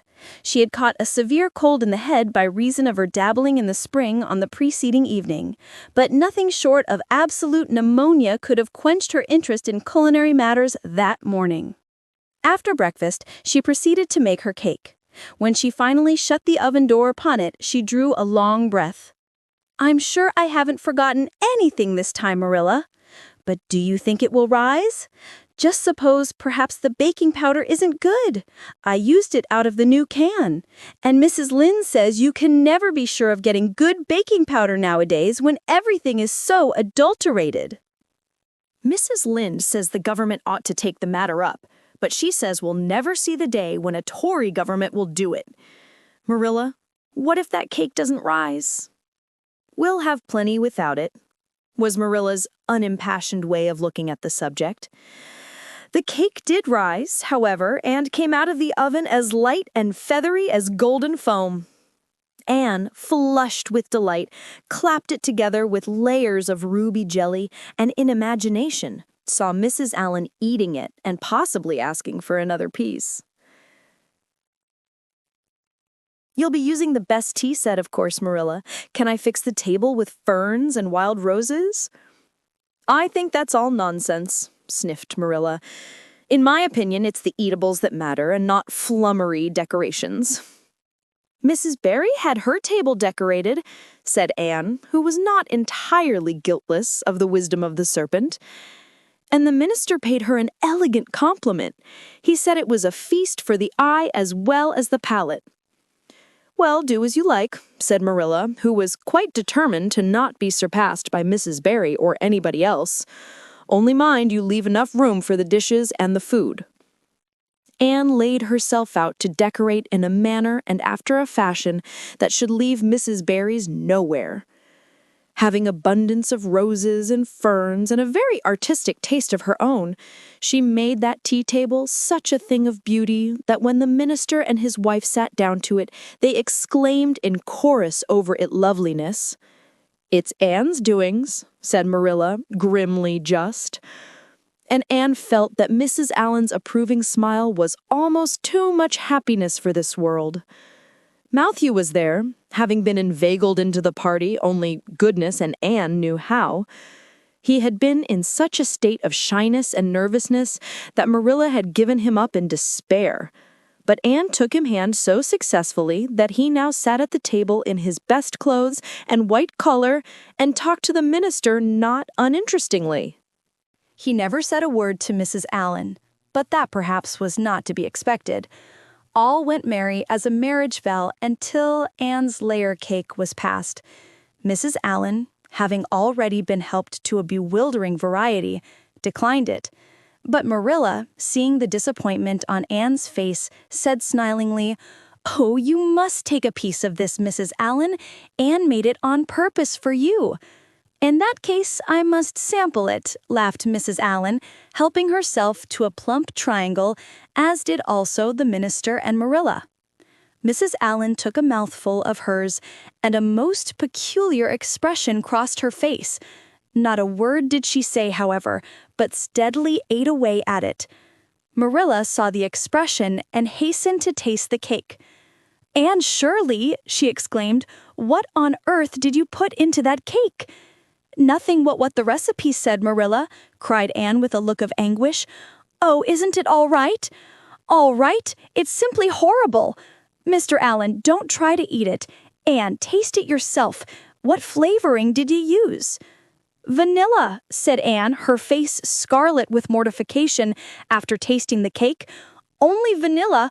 Oh, Marilla, it must have been the baking powder. I had my suspicions of that baking powder fiddlesticks. Go and bring me the bottle of vanilla you used."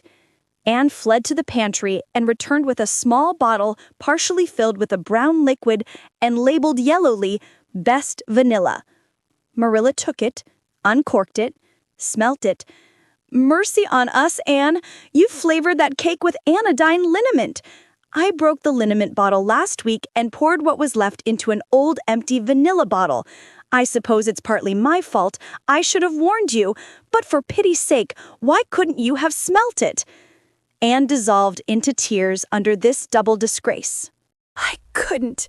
I had such a cold." And with this, she fairly fled to the gable chamber, where she cast herself on the bed and wept as one who refuses to be comforted. Presently, A light step sounded on the stairs, and somebody entered the room. "Oh, Marilla," sobbed Anne, without looking up. "I'm disgraced forever. I shall never be able to live this down. It will get out. Things always do get out in Avonlea. Diana will ask me how my cake turned out, and I shall have to tell her the truth. I shall always be pointed at as the girl who flavored a cake with anodyne liniment. Gil, the boys in school, will never get over laughing at it. Oh, Marilla, if you have a spark of Christian pity, don't tell me that I must go down and wash the dishes after this. I'll wash them when the minister and his wife are gone, but I cannot ever look Mrs. Allen in the face again. Perhaps she'll think I tried to poison her. Mrs. Lynde says she knows an orphan girl who tried to poison her benefactor. But the liniment isn't poisonous. It's meant to be taken internally, although not in cakes. Won't you tell Mrs. Allen so, Marilla?" "Suppose you jump up and tell her so yourself," said a merry voice. Anne flew up to find Mrs. Allen standing by her bed, surveying her with laughing eyes. "My dear little girl, you mustn't cry like this," she said, genuinely disturbed by Anne's tragic face. "Why, it's all just a funny mistake that anybody might make." "Oh, no, it takes me to make such a mistake," said Anne forlornly. "And I wanted to have that cake so nice for you, Mrs. Allen." "Yes, I know, dear, and I assure you, I appreciate your kindness and thoughtfulness just as much as if it had turned out all right." Now, you mustn't cry anymore, but come down with me and show me your flower garden. Miss Cuthbert tells me you have a little plot all your own. I want to see it, for I'm very much interested in flowers." Anne permitted herself to be led down and comforted, reflecting that it was really providential that Mrs. Allen was a kindred spirit. Nothing more was said about the liniment cake, and when the guests went away, Anne found that she had enjoyed the evening more than could have been expected, considering that terrible incident. Nevertheless, she sighed deeply. "Marilla, isn't it nice to think that tomorrow is a new day with no mistakes in it yet?" "I'll warrant you'll make plenty in it," said Marilla. "I never saw your beat for making mistakes, Anne." "Yes, and well I know it," admitted Anne mournfully. "But have you ever noticed one encouraging thing about me, Marilla? I never make the same mistake twice." "I don't know as that's much benefit when you're always making new ones." "Oh, don't you see, Marilla? There must be a limit to the mistakes one person can make, and when I get to the end of them, then I'll be through with them. That's a very comforting thought." "Well, you'd better go and give that cake to the pigs," said Marilla. "It isn't fit for any human to eat, not even Jerry Boot."